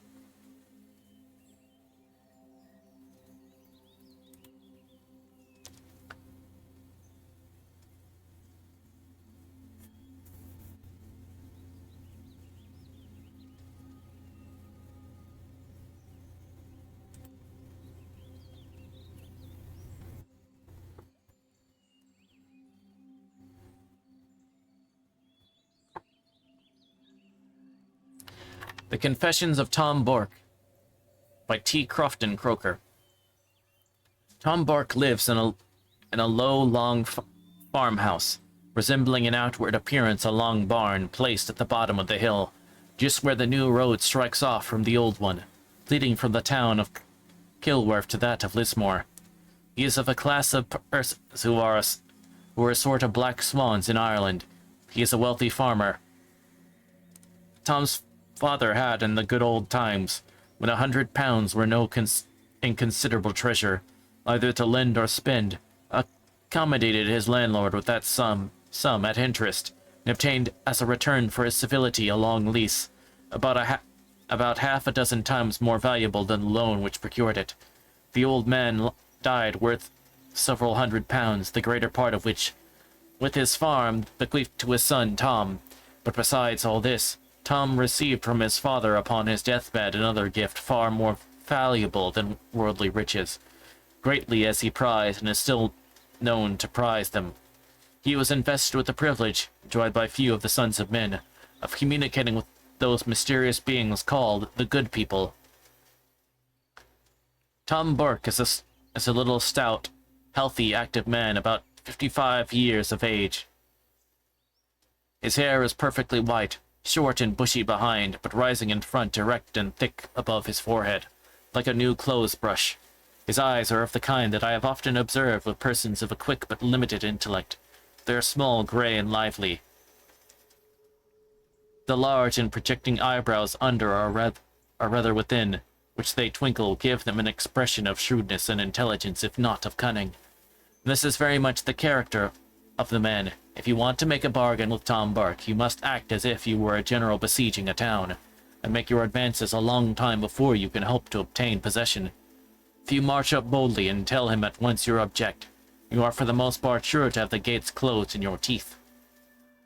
Tom does not wish to part with what you wish to obtain, or another person has been speaking to him for the whole of the last week, or it may be your proposal seems to meet the most favorable reception. Very well, sir, that's true, sir. Thankful to your honor. Expressions of kindness and confidence greet you in reply to every sentence, and you can from him wondering how he can have obtained the character which he universally bears, of being a man whom no one can make anything of in a bargain. But when you next meet him, the flattering illusion is dissolved. You find you are a great deal further from your object than you were when you thought you had almost succeeded. His eye and his tongue express a total forgetfulness of what the mind which never lost sight of for an instant. You have to begin operations afresh, with the disadvantage of having put your adversary completely upon his guard. Yet although Tom Burke is, whether from supernatural revealings, or as many will think more probable, from the tell-truth experience, so distrustful of mankind and so close in his dealings with them, he is no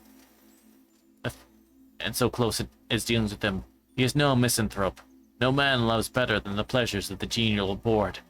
The love of money, indeed, which is with him, and who will blame him, a very ruling propensity, and the gratification which it has received from habits of industry sustained throughout a pretty long and successful life have taught him the value of sobriety, during those seasons at least when a man's business requires him to keep possession of his senses.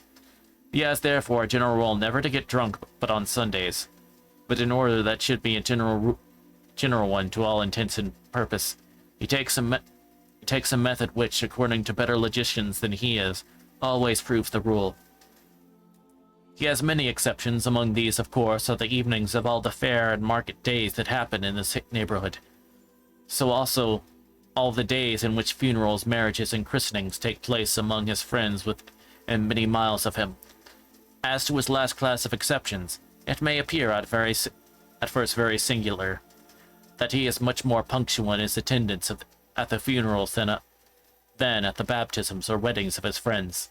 This may be construed as an instance of disinterested affection for departed worth, very uncommon in a selfish world, but I'm afraid that the motives which lead Tom Burke to pay more court to the dead than the living are precisely those which lead to the opposite conduct in the generality of mankind, a hope of future benefit and a fear of future evil. For the good people, who are a race as powerful as they are capricious, have their favorites among those who inhabit this world, often show their affection by easing the objects of it from the load of this burdensome life, and frequently reward or punish the living according to the degree of reverence paid to the obsequies in the memory of the elected dead. Some may attribute to the same cause the apparently humane and charitable actions which Tom, and indeed the other members of his family, are known frequently to perform. A beggar has seldom left their farmyard with an empty wallet, or without obtaining a night's lodging if required, with a sufficiency of potatoes and milk to satisfy even an Irish beggar's appetite, an appeasing which account must usually be taken of the auxiliary jaws of a hungry dog, and of 2 or 3 more hungry children, who line themselves well within to atone for their nakedness without. If one of the neighboring poor be seized with a fever, Tom will often supply the sick wretch with some untenanted hut upon one of his 2 large farms, for he has added one to his patrimony, or will send his laborers to construct a shed at a hedge side, and supply straw for a bed while the disorder continues. His wife, remarkable for the largeness of her dairy, and the goodness of everything it contains, will furnish milk for whey, and their good offices are frequently extended to the family of the patient, who are perhaps reduced to the extremity of wretchedness by even the temporary suspension of a father's or a husband's labor. Much of this arises from the hopes and fears to which I have above alluded.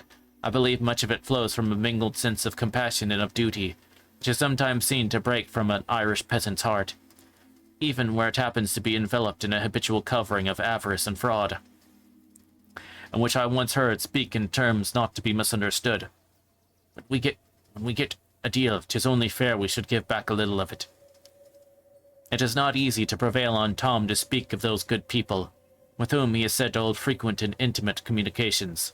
To the faithful who believe in their power and their occasional delegation of it to him, he seldom refuses, if properly asked, to exercise his high prerogative when any unfortunate being is struck in his neighborhood. Still, he will not be won unsued. He is at first difficult to persuasion, and must be overcome by a little gentle violence. On these occasions he is unusually solemn and mysterious, as if one word of reward be mentioned that he at once abandons the unhappy patient, such a proposition being a direct insult to his supernatural superiors. It is true that, as the laborer is worthy of his hire, most persons gifted as he do not scruple to receive a token of gratitude for the patience of their friends after their recovery. It was recorded that a very handsome gratuity was once given to a female practitioner in this occult science, who deserved to be mentioned, not only because she was a neighbor and a rival of Tom's, but from the singularity of a mother deriving her name from her son. Her son's name was Owen, and she was always called Owen Sa-Vowr, Owen's mother. This person was, on the occasion to which I have alluded, persuaded to give her assistance to a young girl who had lost the use of her right leg. Owen Savard found the cure a difficult one. A journey of about 18 miles was essential for the purpose, probably to visit one of the good people who resided at that distance. And this journey could only be performed by Owen's Savard traveling upon the back of a white inn. The visit, however, was accomplished, and at a particular hour, according to the prediction of this extraordinary woman. When the hen and her rider reached their journey's end, the patient was seized with an irresistible desire to dance, which he gratified with the most perfect freedom of the diseased leg, much to the joy of her anxious family. The gratuity in this case was, as it surely ought to have been, unusually large from the difficulty of procuring a hen willing to go so long a journey with such a rider. To do Tom Burke justice, he is on these occasions, as I have heard from many competent authorities, perfectly disinterested. Not many months since he recovered a young woman, the sister of a tradesman living near him, who had been struck speechless after returning from a funeral and had continued so for several days. He steadfastly refused receiving any compensation, saying that even if he had not as much as would buy him his supper, he could take nothing in this case, because the girl had offended at the funeral one of the good people belonging to his own family, and though he would do her a kindness, he could take none from her.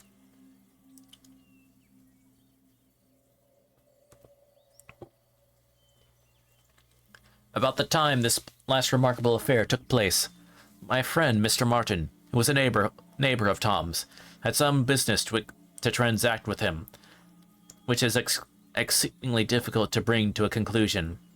At last, Mr. Martin, having tried all quiet means, had recourse to a legal process, which brought Tom to reason, and the matter was arranged to their mutual satisfaction, and with perfect good humor between the parties.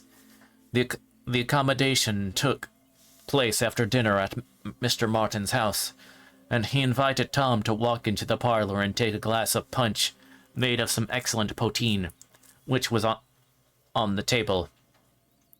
He had long wished to draw out his highly endowed neighbor on the subject of his supernatural powers, and as Mrs. Martin, who was in the room, was rather a favorite of Tom's, this seemed a good opportunity.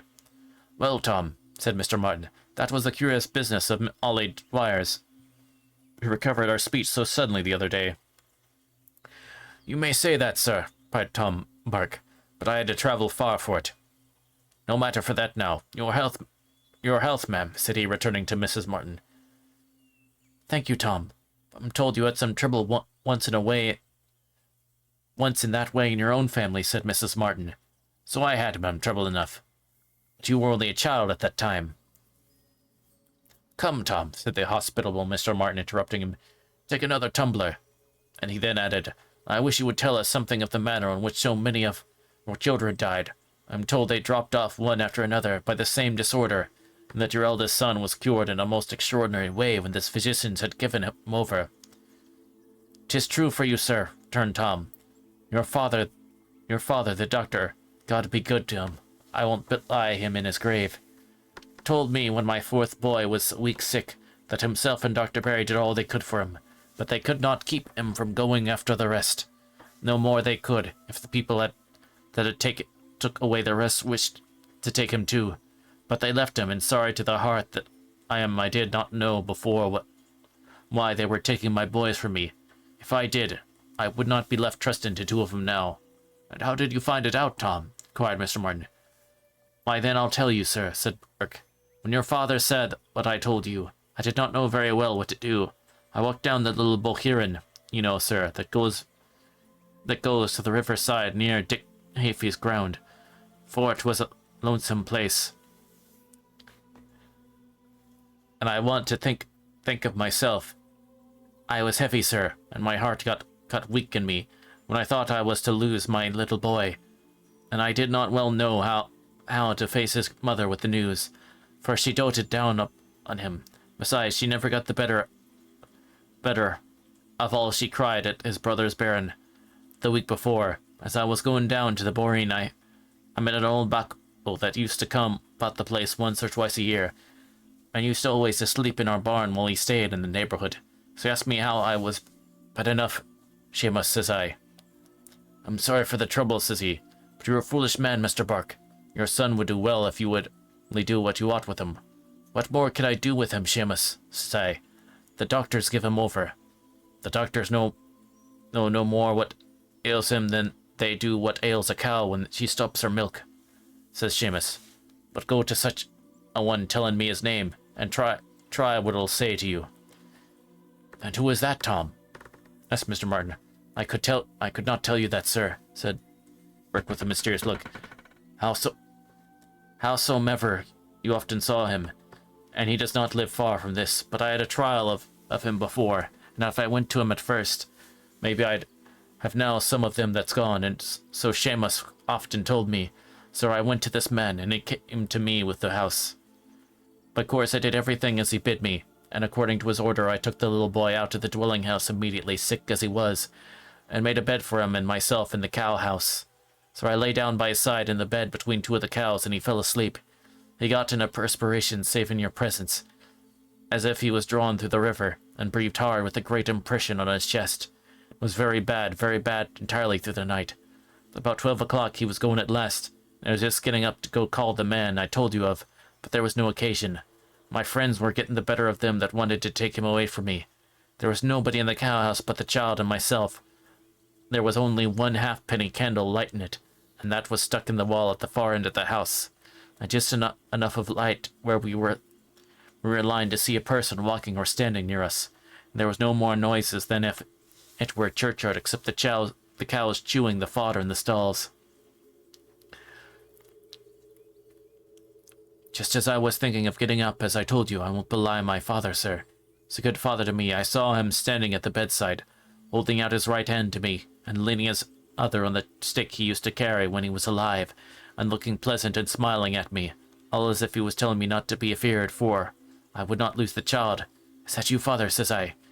He said nothing. If that's you, says I, for the love of them that go and let me catch your hand. So he did, sir, and his hand was as soft as a child's. He stayed about as long as you'd be going from this to the gate below at the end of the avenue, and then went away. In less than a week the child was as well as if nothing ever ailed him.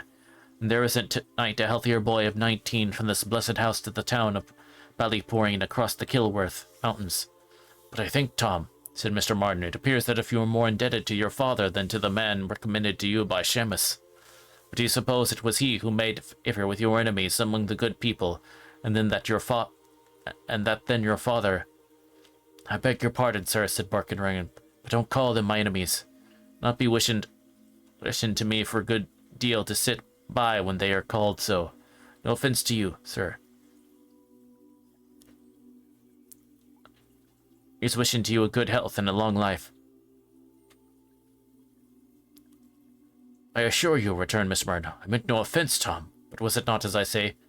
I can't tell you that, sir, said Burke. I'm bound down, sir. Howsoever you may be sure that the man I spoke of and my father and those they know settle it between them. There was a pause, of which Mrs. Martin took advantage to inquire of Tom whether something remarkable had not happened about a goat and a pair of pigeons at the time of his son's illness, circumstances often mysteriously hinted at by Tom. See that now, said he, turning to Miss Wren. How well she remembers it. True for you, ma'am. The goat I gave the mistress, your mother, when the doctors ordered her goats, eh? Mona nodded assented. And Tom Burke continued, Why then I'll tell you how that was. The goat was as well as ever goat was for a month after she was sent to Killen, to your father's, the morning after the night I told you of before the child woke. His mother was standing at the gap leading from the barn into the road, and she saw 2 pigeons flying from the town of Kilworth off the churchyard and down towards her. Well, they never stopped, you see, till they came to the house in the hill at the other side of the river facing our farm. They pitched up the chimney of that house, and after looking about them for a minute or two, they flew straight across the river and stopped on the ridge of the cow houses where the child and I were laying. Do you think that they came there for nothing, sir? Certainly not, Tom, returned Mr. Martin. Well, the woman came in to me, frightened, and told me. She began to cry. Wished you fool, says I. It's for the better. 'Twas true for me. What do you think, ma'am? The goat that I gave your mother, that was seen feeding at sunrise that morning by Jack Cronin as merry as a bee, dropped down dead without anybody knowing why, before Jack's face. At the very moment he saw 2 pigeons fly from the top of the house out of the town, toward Lismore Road. It was at the same time my woman saw them, as I just told you. That was very strange indeed, Tom, said Mr. Martin. I wish you'd give us some explanation of it. Yes, I could, sir, said Tom Burke's answer, but I'm bound out. I can't tell but what I'm allowed to tell, any more than a sentry is let walk more than his rounds. I think you said that's something of having had some former knowledge of the man that assisted in the cure of your son, said Mr. Martin. So I had, sir, returned Burke. I had a trial of that man, but that's neither here nor there. I can't tell you anything about that. But would you like to know how he got his skill? Oh, very much indeed, said Mr. Martin. But you can tell us his Christian name, that we may know him better through the story, added Mrs. Martin. Tom Burke paused for a moment to consider this proposition. Well, I believe I may tell you that, anyhow. His name is Patrick. He was always a smart, cute boy, and would be a great clerk if he stuck to it. The first time I knew him, sir, was at my mother's wake. I was in great trouble, for I did not know where to bury her. Her people and my father's people, I mean their friends, sir, among the good people, had the greatest battle that was ever known for many a year. At Dunman Waycross to see whose churchyard she'd be taken. They fought for 3 nights, one after another, without being able to settle it. The neighbors wondered how long I was before I buried my mother, but I had my reasons, though I could not tell them at the time. Sir, to make my story short, Patrick came in the 4th morning and told me he settled the business. And that day we buried her in Kilcrump, her churchyard, with my father's people. He was a valuable friend, Tom, said Mrs. Martin, guilty suppressing a smile. But you were about to tell how he became so skillful. So I will and welcome, replied Burke. Your health, ma'am. Drinking too much of this punch, sir. Tell the truth, I never tasted the like of it. Goes down one's throat like sweet oil. What's I going to say? This will Patrick. Many a long year ago was coming home from a barren late in the evening, and walking by the side of a river, opposite the Big Inch, near Ballyfiend Ford. He had taken a drop, to be sure, but he was only a little merry, as you may say. Knew very well what he was doing. The moon was shining, for it was the month of August, and the river was as smooth and as bright as a looking-glass. He heard nothing for a long time but the fall of the water at the mill down a mile down the river, and now and then the crying of the lambs on the other side of the river. All at once there was a noise of a great number of people laughing as if they'd break their hearts, and of a piper playing among them. It came from the inch at the other side of the ford, and he saw through the mist that hung over the river a whole crowd of people dancing on the inch. Patrick was as fond of a dance as was of a glass, and that sang enough for him. So he whipped off his shoes and stockings and put with him across the ford. After putting on his shoes and stockings at the other side of the river, he walked over to the crowd, and mixed with them for some time without being minded. He thought, sir, that he'd show them better dancing than any of themselves, for he was proud of his feet, sir, and a good right he had, for there was not a boy in the same parish could foot a double or treble with him. Why, Stenson was no more to theirs than mine would be to the mistresses there. They did not seem as if they had a bone in their bodies, and they kept it up as if nothing could tire them.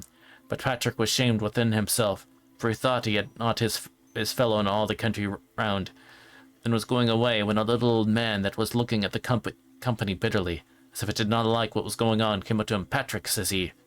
Patrick started, for he did not know anybody there knew him. Patrick, says he, you're discouraged and no wonder for you, but you have a friend near you. I'm your friend and your father's friend, and I think worse of your little finger than I do of all that are here, though they think no one is as good as themselves. Go into the ring and call for a lilt. Don't be afeard. I tell you the best of them do not do it as well as you shall, if you will do as I bid you. Patrick felt something within him as if he ought not to gainsay the old man. He went to the ring and called the piper to play up the best double he had, and sure enough all the others were able for was nothing to him. He bounded like an eel, now here and now there, as light as a feather, although the people could hear the music answered by his steps that beat time to every turn of it, like the left foot of the piper. He first danced the hornpipe at the ground, and then they got a table and danced a treble on it that drew down shouts from the whole company. At last he called for a trencher, and when they saw him, all as if he was spinning on it like a top, they did not know what to make of him. Some praised him for the best dancer that ever entered a ring, others hated him because he was better than themselves, although they had good right to think themselves better than him or any other man that ever went the long journey. "And what was the cause of his great success?" inquired Mr. Martin. "He could not help it, sir," replied Tom Burke. "They that could make him do more than that made him do it." How so?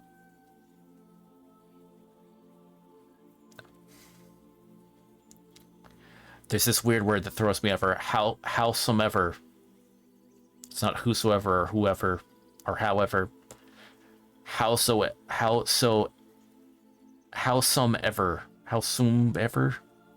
Oh gosh. Anyway. When he had done, they wanted him to dance again, but he was tired and they could not persuade him. At last he got angry and swore a big oath, save in your presence, that he would not dance a step more. The word was hardly out of his mouth when he found himself all alone with nothing but a white cow grazing by his side. "Did he ever discover why he was gifted with these extraordinary powers in dance, Tom?" said Mr. Martin. "I tell you that too, sir," answered Burke. "When I come to it, when he went home, he was taken with the shivering and went to bed. And the next day they found that he had got the fever or something like that, for he raved like as if he was mad. But they couldn't make out what it was he was saying, although he talked constant. The doctors gave him over, but it's little that they knew what ailed him. When he was at, you may say, about 10 days sick, and everybody thought he was going, one of the neighbors came to him with a man, and a friend of his from Ballinlacken.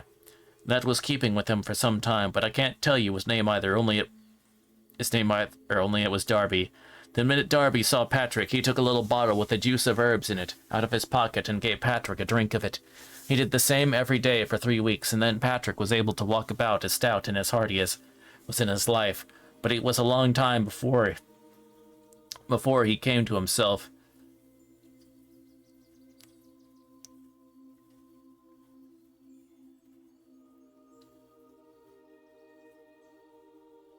Sorry, I lost my place. He did the same day for every 2 weeks, and then Patrick was able to walk about as stout, as hearty as ever was in his life.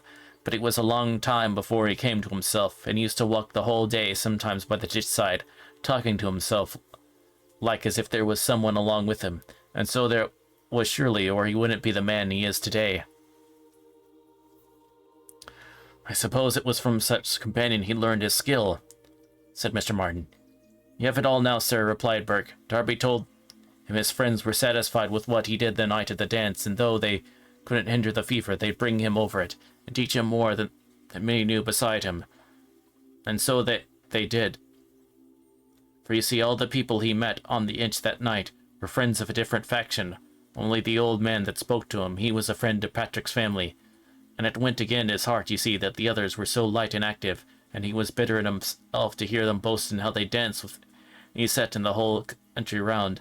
So he gave Patrick the gift that night, and afterwards gave him the skill that makes him the wonder of all that know him. And to be sure, it was only learning he was at that time when he was wandering in his mind with the fever after the fever.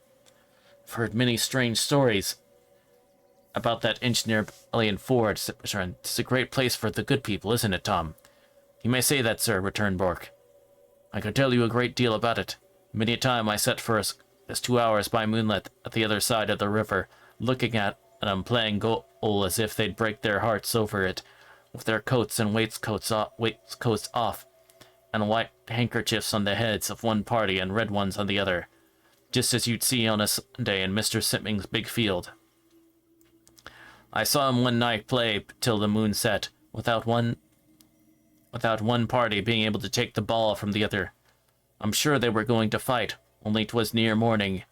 I'm told your grandfather, ma'am, used to see in there too, said Burke, turning to Mrs. Martin.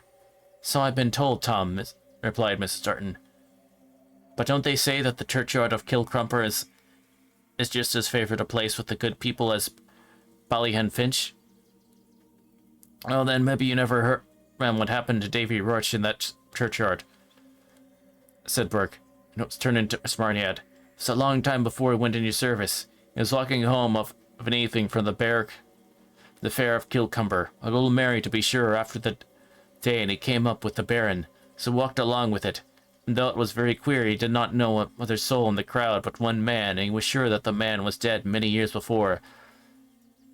Howsomever, he went on the Baron till they came to Kilcumber churchyard, and faith, he went in and stayed with the rest to see the corpse buried.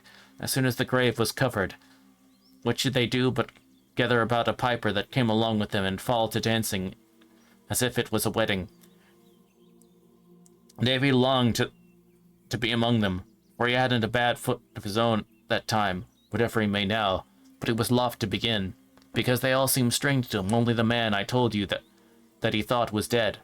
Well, at last this man saw what Davy wanted and came up to him. Davy, says he, take out a partner and show him what you can do, but take care and don't offer to kiss her. That I won't, said Davy, although her lips were made of honey. And with that he made his bow to the purtiest girl in the ring, and he and she began to dance. 'Twas a jig they danced, and they did it with the admiration, do you see, of all that was there. It was all very well till the jig was over, but just as they had done, Davy, for he had a drop in, was warm with the dancing, forgot himself and kissed his partner, according to custom.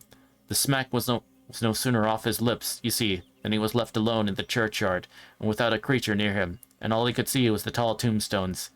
Davy said they seemed as if they were dancing too, but I suppose that was only the wonder that happened to him, for him being a little in drink. Howsomever, he found it was a great many hours later when he thought it.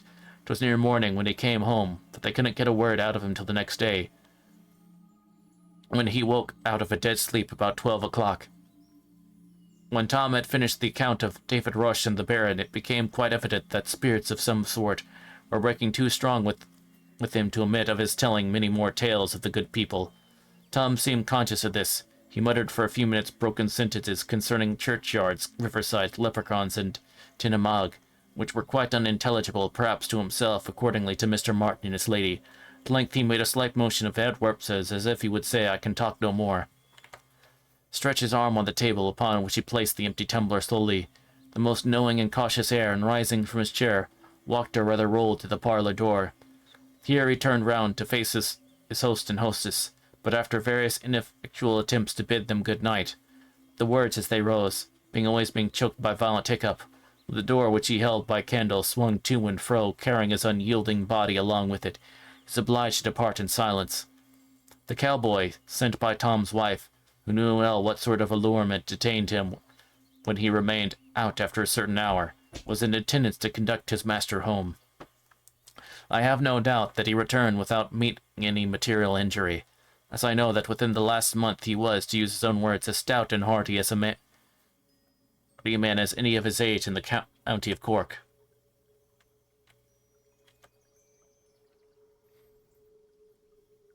Oh gosh, good.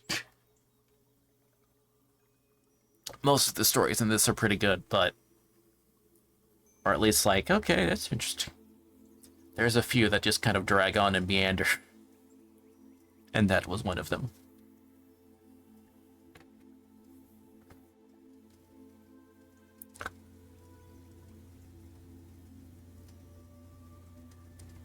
I feel like they require a flowchart or something.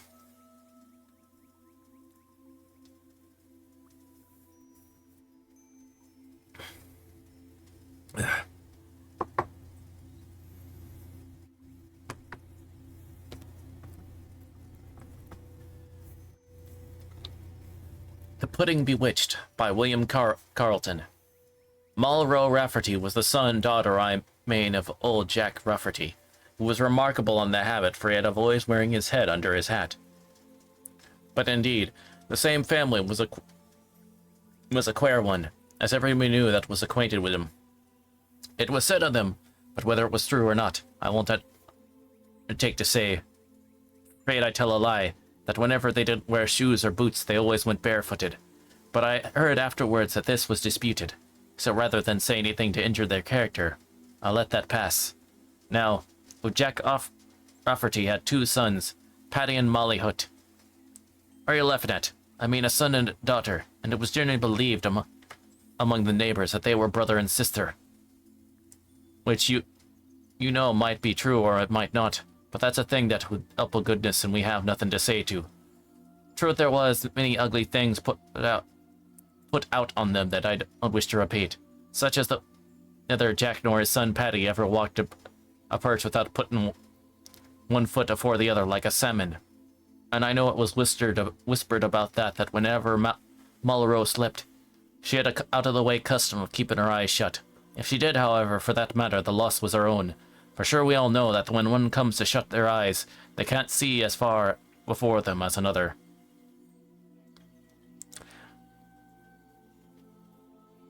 Just, you know, I'm reading this as written, so sometimes these stories go like... Mulrow was a fine young bouncing girl, large and lavish, with a pretty head of a hair on her like scarlet. Then being one of the reasons why she was called Roe her head. Her arms and cheeks were much the color of the hair, and her saddle nose was the prettiest thing of its kind that ever was on a face. Her fists, for thank goodness, she was well starved with them too, had a strong similarity to two thumping turnips, reddened by the sun. And to keep all right and tight, she had a temper as fiery as her head, for indeed it was well known that all the Raffertys were warm-hearted. However, it appears that God gives nothing in vain, and of course the same fists, big and red as they were, if all that is said about them is true, were not as much given to her for ornament as use. At last, taking them in connection with her lively temper, we have it upon good authority that there was no danger of their getting blue-moulded for want of practice. She had a twist, too, in one of her eyes that was very becoming in its way. It made her poor husband, when she got him, take it into his head that she could see round a corner. She found him out in many queer things without doubt, but whenever it was owing to that or not, I would undertake to say, for afraid I'd tell a lie. Well, begad anyhow as Mulrow was the Dilsey, it happened that there was a nate vagabond in the neighbourhood, just as much overburdened with beauty as herself, and he was named Gusty Gillespie. Gusty, the Lord Gardus, was what they call a black-mouthed Presbyterian and wouldn't keep Christmas Day. The blackguard, except what they call old style. Justy was rather good-looking when seen in the dark, as well as Moll herself. Accordingly, it was pretty well known that, according as the talk went, it was in knightly becomings that they had an opportunity of becoming attached to one another. The consequence was that in due time both families began to talk very seriously as to what was to be done. Moll's brother, Paddy Rafferty, gave Gusty the best of two choices. What they were, it's not worth speaking about, but at any rate, one of them was a poser, and as Gusty knew his man, he soon came to his senses. Accordingly, everything was arranged for their marriage, and it was appointed that they should be spliced by the Reverend Samuel Mishuttle, the Presbyterian parson, on the following Sunday. This story has very interesting spellings, as such as Presbyterian instead of Presbyterian. So, once again, I'm just reading a lot of this stuff. I'm trying to read as phonetically as possible, as it's written. Now, this is the first marriage that had happened for a long time in the neighborhood between a black mouth and a Catholic. Of course, there were strong objections on both sides against it, and begad only for one thing: it would never have took place at all. At any rate, there was one of the bride's uncles, called Harry Connolly, a ferryman, who could cure all complaints with a secret he had, and as he didn't wish to see his niece married upon such a fellow, he fought bitterly against the match. All Moll's friends, however, stood up for the marriage, barring him. Of course, the Sunday was appointed, as I said, that they were to be dovetailed together. The day arrived, and Moll, as became her, went to mass, and Gusty to meet, and for they were to join one another, and Jack Rafferty's, where the priest, Father Mislorhue, was to slid up after mass to take his dinner with him, to keep Mr. McShuttle, who was to marry them company. Nobody remained at home but Jack Rafferty and his wife, who stopped to dress the dinner, for to tell the truth, it was Soon to be a great let-out entirely. Maybe if all was known too, that Father Miss Lorhy was to give McCast of his office over and above the minister in regard that Mull's friends were not altogether satisfied at the kind of marriage which Miss Shuttle could give them. The sorrow may care about that. Splice here, splice there. All I can say is that Mrs. Rafferty was going to tie up a big bag pudding. In walks Harry Connolly, the ferryman, in a rage, and shouts, "Blood and blunderbushes! What are ye's here for?" Harry, why havoc? Sun's in the suds, and the moon's in the high horks. There's a clipstick coming on, and they're about as unconcerned as if it was about to rain. Mother, go out and cross yourself 3 times in the name of the 4 Mondromarvins. For as the prophecy says, fill the pot, eddies supernaculum, a blazing star is a rare spectacle. Go out, both of you, and look at the sun, I say, and tell see the condition he's in off. Gad, sure enough, Jack gave a bounce to the door, and his wife leapt like a 2-year-old would, till they were both got on the house to see what was wrong in the sky.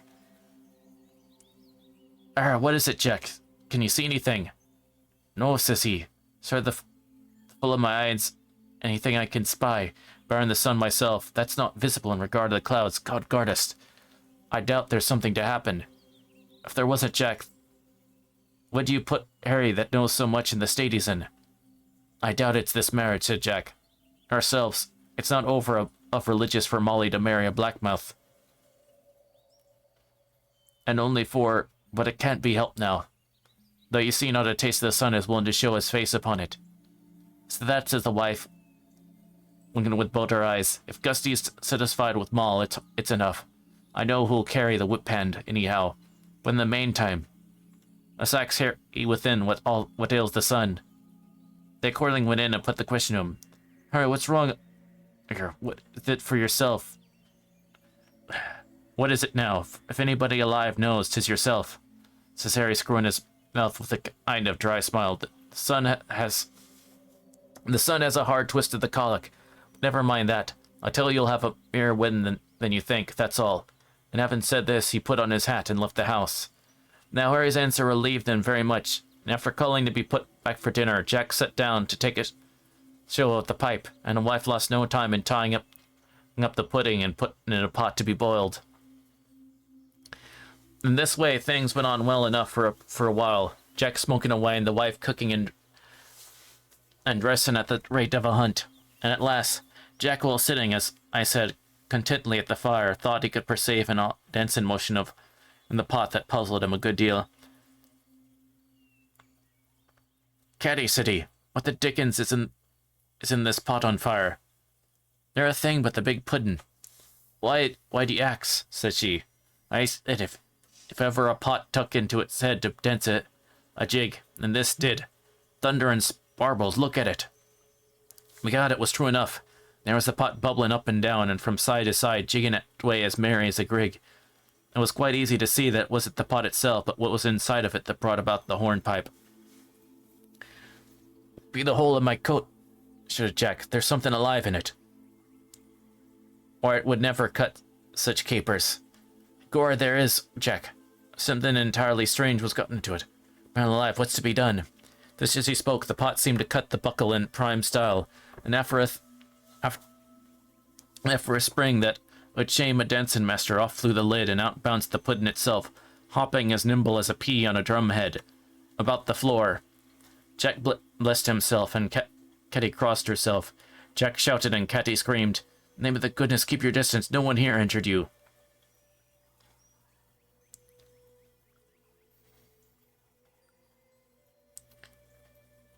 The pudding, however, made a set at him, and Jack leapt first on the chair and then on the kitchen table to avoid it.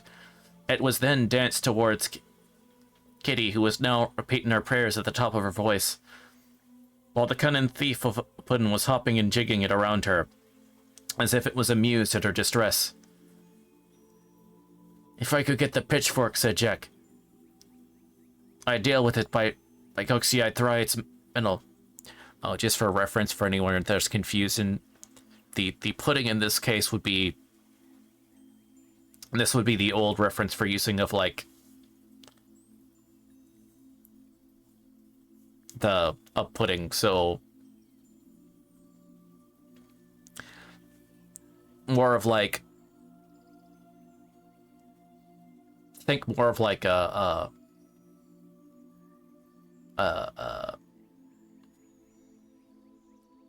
almost kind of like a loaf of bread or something like that.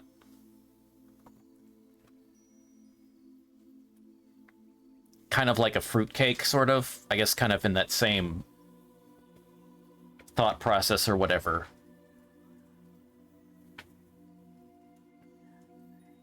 That would be made beforehand, and then you would like boil it to like this final step of preparation. And then, of course, you would put like some sauces on it and stuff like that, but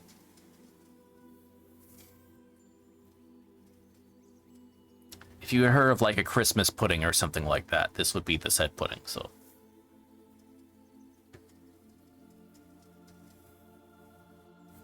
Don't think like Jello pudding or like banana pudding or something like that.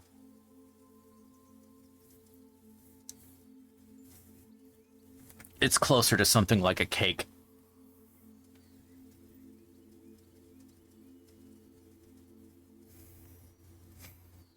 Anyway. No, shouted Ketty, thinking there was a fairy in it. Spake it fair, who knows what harm it might do.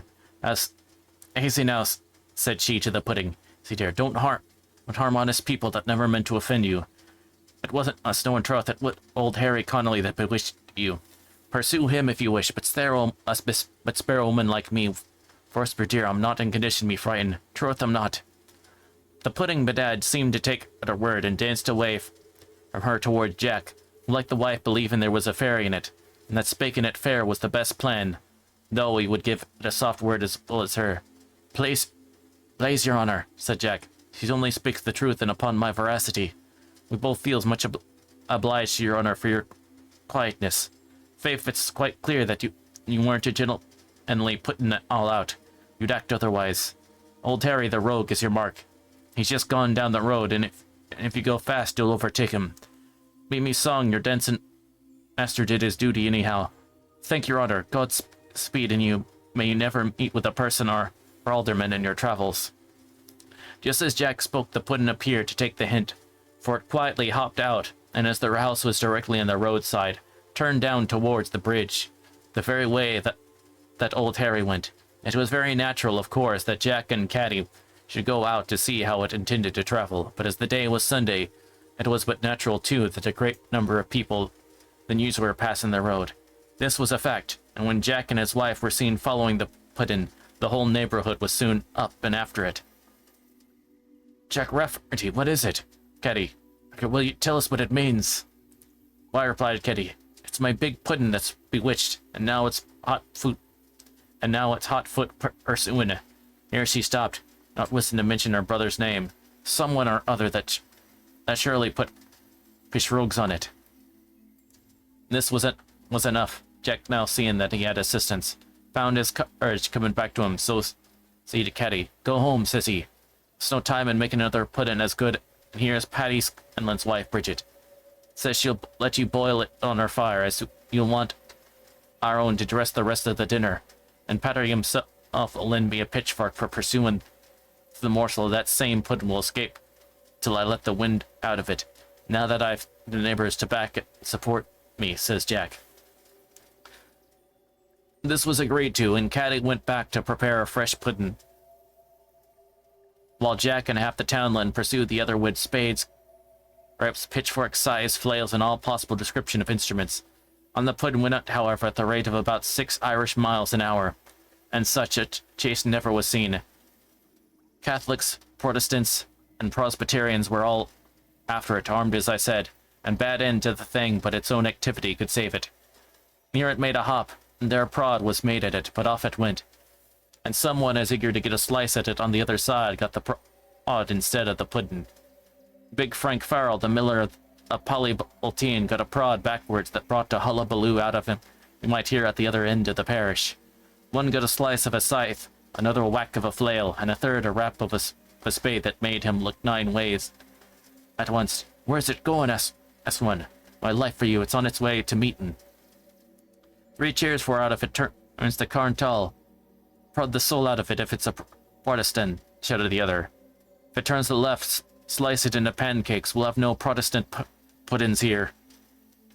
Begad, by this time the people were on the point of beginning to have a regular fight about it, when very fortunately it took a sharp turn down a by-lane that led towards the Methodist preaching house. And in an instant, all parties were in uproar against it, as a Methodist put it. It's a Wesleyan, shouted several voices, and by this and by that into a Methodist chapel it won't put a foot today, or we'll lose a fall. Let the wind out of it. Come, boys, where's your pitchforks? The devil pursuing to one of them, however, ever could touch the pudding, and just when they thought that it had up against the gavel of the Methodist chapel, begad it gave them the slip, and hops over to the left, clean into the river, and sails away before all their eyes as an eggshell. Now it so happened that a little below this place, the Demosthene wall of Colonel Bradshaw was built up to the very edge of the river on each side of its banks, and so finding there was a stop put to their pursuit of it, they went home again, every man, woman, and child of them, puzzled to think that the pudding was at all what it meant or where it was going. Had Jack Rafferty and his wife been willing to let out the opinion they held that Harry Connolly be witching it, there was no doubt of it but poor Harry might be badly treated by the crowd when their blood was up. They had sense enough, however, to keep that to themselves, for Harry, being an old bachelor, was a kind friend to the Raffertys. So of course there was all kinds of talk about it, some guessing this and some guessing that one saying the pudding was of their side, another party denying it and insisting it belonged to them, and so on. In the meantime, Cat Rafferty, for afraid the dinner might come short, went home and made another pudding much about the same size as the one that had escaped, and bring it over to the next neighbor.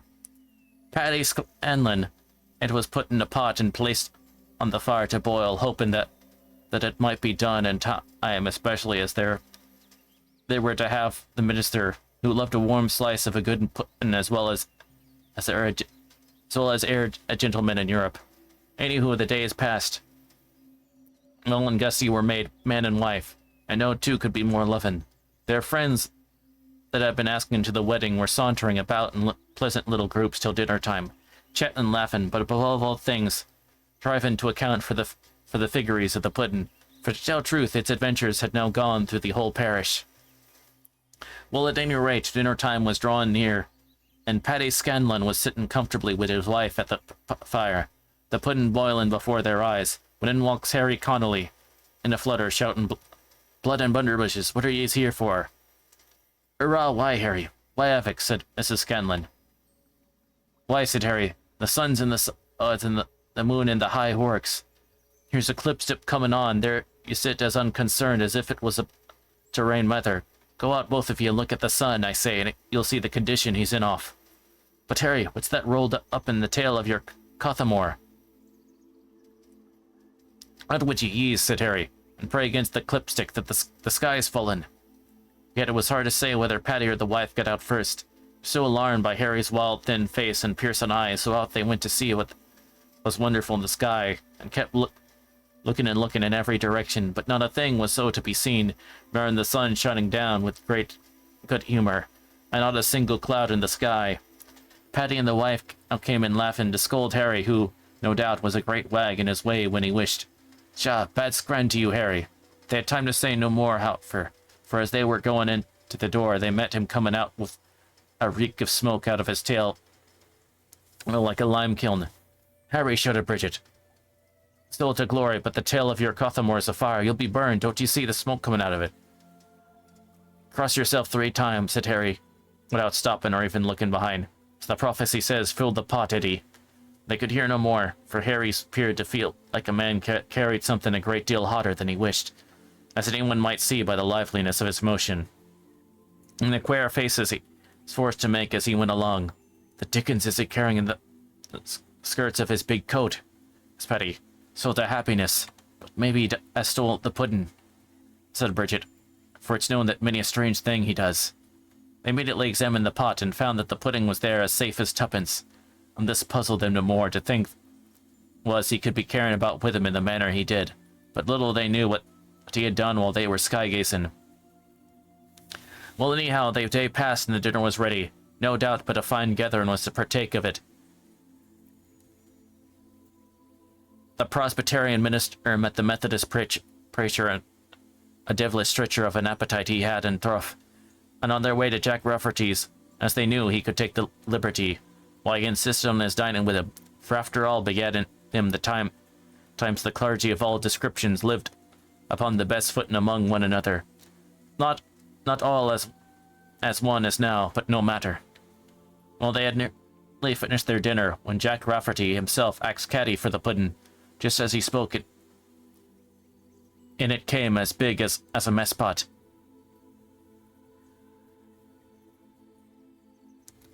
"Gentlemen," said he, "I hope none of you refuse tasting a bit of caddy's pudding. I don't mean the dancing one that took to its travels today, but a good solid fellow that she made since." "To be sure we won't," replied the priest. "So, Jack, put a rifle on them 3 plates at your right hand and send them over here to the clergy, and maybe," he said, laughing, "sir, he was a droll, good-humoured man. Maybe, Jack, we won't set you a proper example. The heart and a half, your reverence, and a gentleman in troth. It's not a bad example ever any of you set us at the likes, or ever will set us, or I'll go bail. And sure, I only wish it was better fare I had for you, but we're humble people, gentlemen, and so you can't expect to meet here what you would in higher places." "Better a mail of herbs," said the Methodist preacher, "where pace is." He had time to go no further, however, for much to his amazement, the priest and the minister started up from the table just as he was going to swallow the first spoonful of the pudding, for you could say Jack Robinson stood away at a lively jig down the floor. At this moment, a neighbour's son came running in, and told them that the parson was coming to see the new married couple, and wished them all happiness. The words were scarcely out of his mouth when he made his appearance, but to think he knew not, when he saw the minister footing it away at the rate of a wedding. He had very little time, however, to think, for before he could sit down, up starts the Methodist preacher, clapping his 2 fists in his sides, chimes in great style among them. "Jack Rafferty," says he. By the way, Jack was saying it. "What's the dickens does all this mean?" says he. "I'm amazed." "Not a particle me can tell you," says Jack. "Will your reverence just taste a morsel of pudding, merely that the young couple may boast that you ate at their wedding? Sure, if you would, and who would?" "Well," says he, "to gratify them I will, so just a morsel. But, Jack, this bates manner," says he, putting the spoonful of pudding in his mouth. "Has there been drink here?" "Oh, the devilish it," says Jack. "Although there's plenty in the house, faith, it appears the gentlemen wouldn't wait for it, unless they took it somewhere else. I can't make nothing of this." Scarcely spoken, when the parson, who was an active man, cut a caper a yard high, and before you bless yourself, the 3 clergy were hard work at work dancing, as if for a wager. Begad, it would be impossible for me to tell you the state the whole meeting was when they seen this. Some were hoarse with laughter, some turned up their eyes with wonder. Many thought them mad, and others thought they had turned up little fingers a trifle too often. "Goxie, it's a burning shame," said one, at 3 black-mouthed clergy in such a state as this early hour. "Thunder and amaze, what's over them all?" says others. "Why, one would think they're bewitched. Only Moses, look at the caper the Methodist cuts. As for the rector, he would think he could handle his feet at such a rate. Thus he cuts the buckle and does the Dublin step a quail to Paddy Horrigan, the dancing master himself. See, bad sister morsel of the parson, that's not hard, that piece upon a thrancher, and it of the Sunday too. Oh, gentlemen, the fun's in yes after all, wish more power to yes." The sorrows no own fun they had, and no wonder, but the judge of what they felt, when all at once they saw old Jack Rafferty himself bouncing in among them, and footing away like the best of them. Had no play could come up to it, and nothing could be heard but laughing shouts of encouragement and clapping of hands like mad. Now the minute Jack Rafferty left the chair where he had been carving the pudding, old Harry Connolly comes over and claps himself down in his place, and we're descended round a course, and he was scarcely sated when who should make his appearance but Barney Hartigan, the piper. Barney, by the way, had been sent for early in the day, but being from home when the message sent from him, he couldn't arrive any sooner. "Begorra," said Barney, "early at the work, gentlemen. What does this mean?" "Divil may care, ye shan't want the music while there's a blast in the pipes anyhow." So saying, he gave them jig poltog, and after that kissed my lady in his best style. In the meantime, the fun went on thick and threefold, for it must be remembered that Harry, the old knave, was at the puddin'. Maybe he didn't starve it about in double quick time too.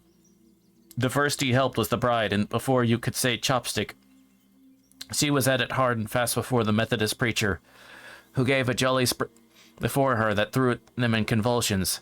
Harry liked this and made up his mind soon to find partners for the rest, so he accordingly sent the pudding about like lightning. To make a long story short, barring the piper himself, there wasn't a pair in the house that was as busy as dancing as if their lives depended on it. "Barney," says Harry, "just to taste a morsel of this puddin', divil the such a bully of a puddin' ever you ate here, you sow. Try a snig of it, it's beautiful." "To be sure I will," says Barney. "I'm not the boy to refuse a good thing, but Harry, be quick, for you know my hands is engaged, as it would be 1,000 pities not to keep them in music. So well inclined. Thank you, Harry. Begad, that is a famous puddin', but blood and turnips, what's this for?" The word was scarcely out of his mouth when he bounced up, pipes and all, and dashed in the middle of the party. "Hurry, ye souls, let us make a night of it. The Ballybolteen boys forever. Go to it, your reverence. Turn your partner, heel and toe, Minister. Good, well done again. Wish, wish. Here's for Ballybolton and the sky over it. Bad luck to sich and sit ever was seen together in this world, or will again, I suppose. The worst, however, wasn't come yet, for just as they were in the very heat of fury of the dance, what do you think comes hopping among them but another puddin', as nimble and merry as the first? That was enough, for they all heard the misters among the rest. Most of them had seen the other puddin', and knew that there must be a fairy in it. Sure enough, well, as I said, in it comes the thick of them, but the very appearance of it was enough. Off the three clergy danced, and off the whole winners danced after them, everyone making the best of their way home, but not a soul of them able to break out of the step, if they were to be hanged for it. Troth, it wouldn't leave a laugh in you to see the parsons dancing down the road on his way home, and the minister and the Methodist preacher cutting to buckle as they went along in the opposite direction. To make short work of it, they all danced home at last, with scarce a puff of wind in them. The bride and bridegroom danced away to bed. Anyhow, boys, come and let us dance the Earl A in the barn, idiot. But you see, boys, before we go, and in order that I may make everything plain, I'd as good tell you that Harry, in crossing the bridge of Ballybolton, a couple of miles below Square Bragshaw's empty wall, saw the pudding floating down the river, and truth is he was waiting for it. But be that as it may, he took it out, for the weather it is clean as a new pin, and tucked it up in the tail of his big coat, contrived, as you all guess, I suppose, to change it while Paddy Scanlon and his wife were examining the sky, and for the other he contrived to bewitch it in the same manner, by getting a fairy into it, for indeed it was pretty well known that the same Harry was hand over glove with the good people. Others will tell you that it was half a pound of quicksilver he put into it, but that doesn't stand to reason. At any rate, boys, I've told you the adventures of Mad Puddin' of Ballybolteen, but I don't wish to tell you many other things about it that happen, for afraid I'd tell a lie.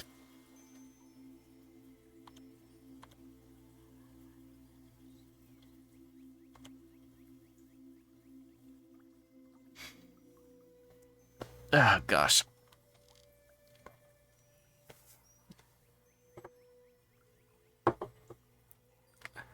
This is way too much stuff for you to read phonetically. Oh, gosh.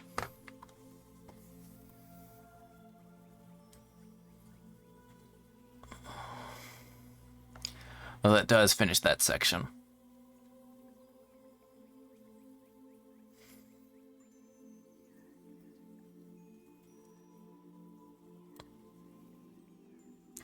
So we're gonna call it for that one.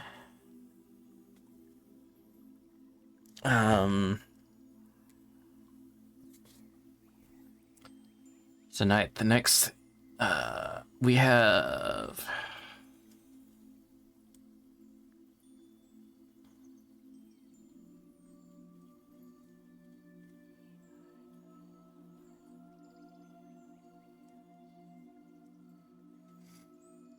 I'm trying to see how much.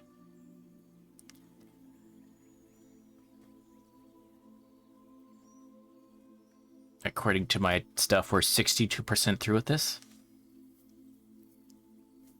Roughly. We're gonna call it for tonight. Hope y'all enjoyed that.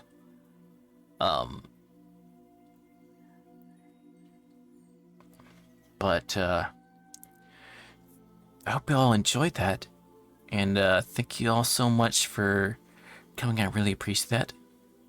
So I hope you'll be able to join us next time.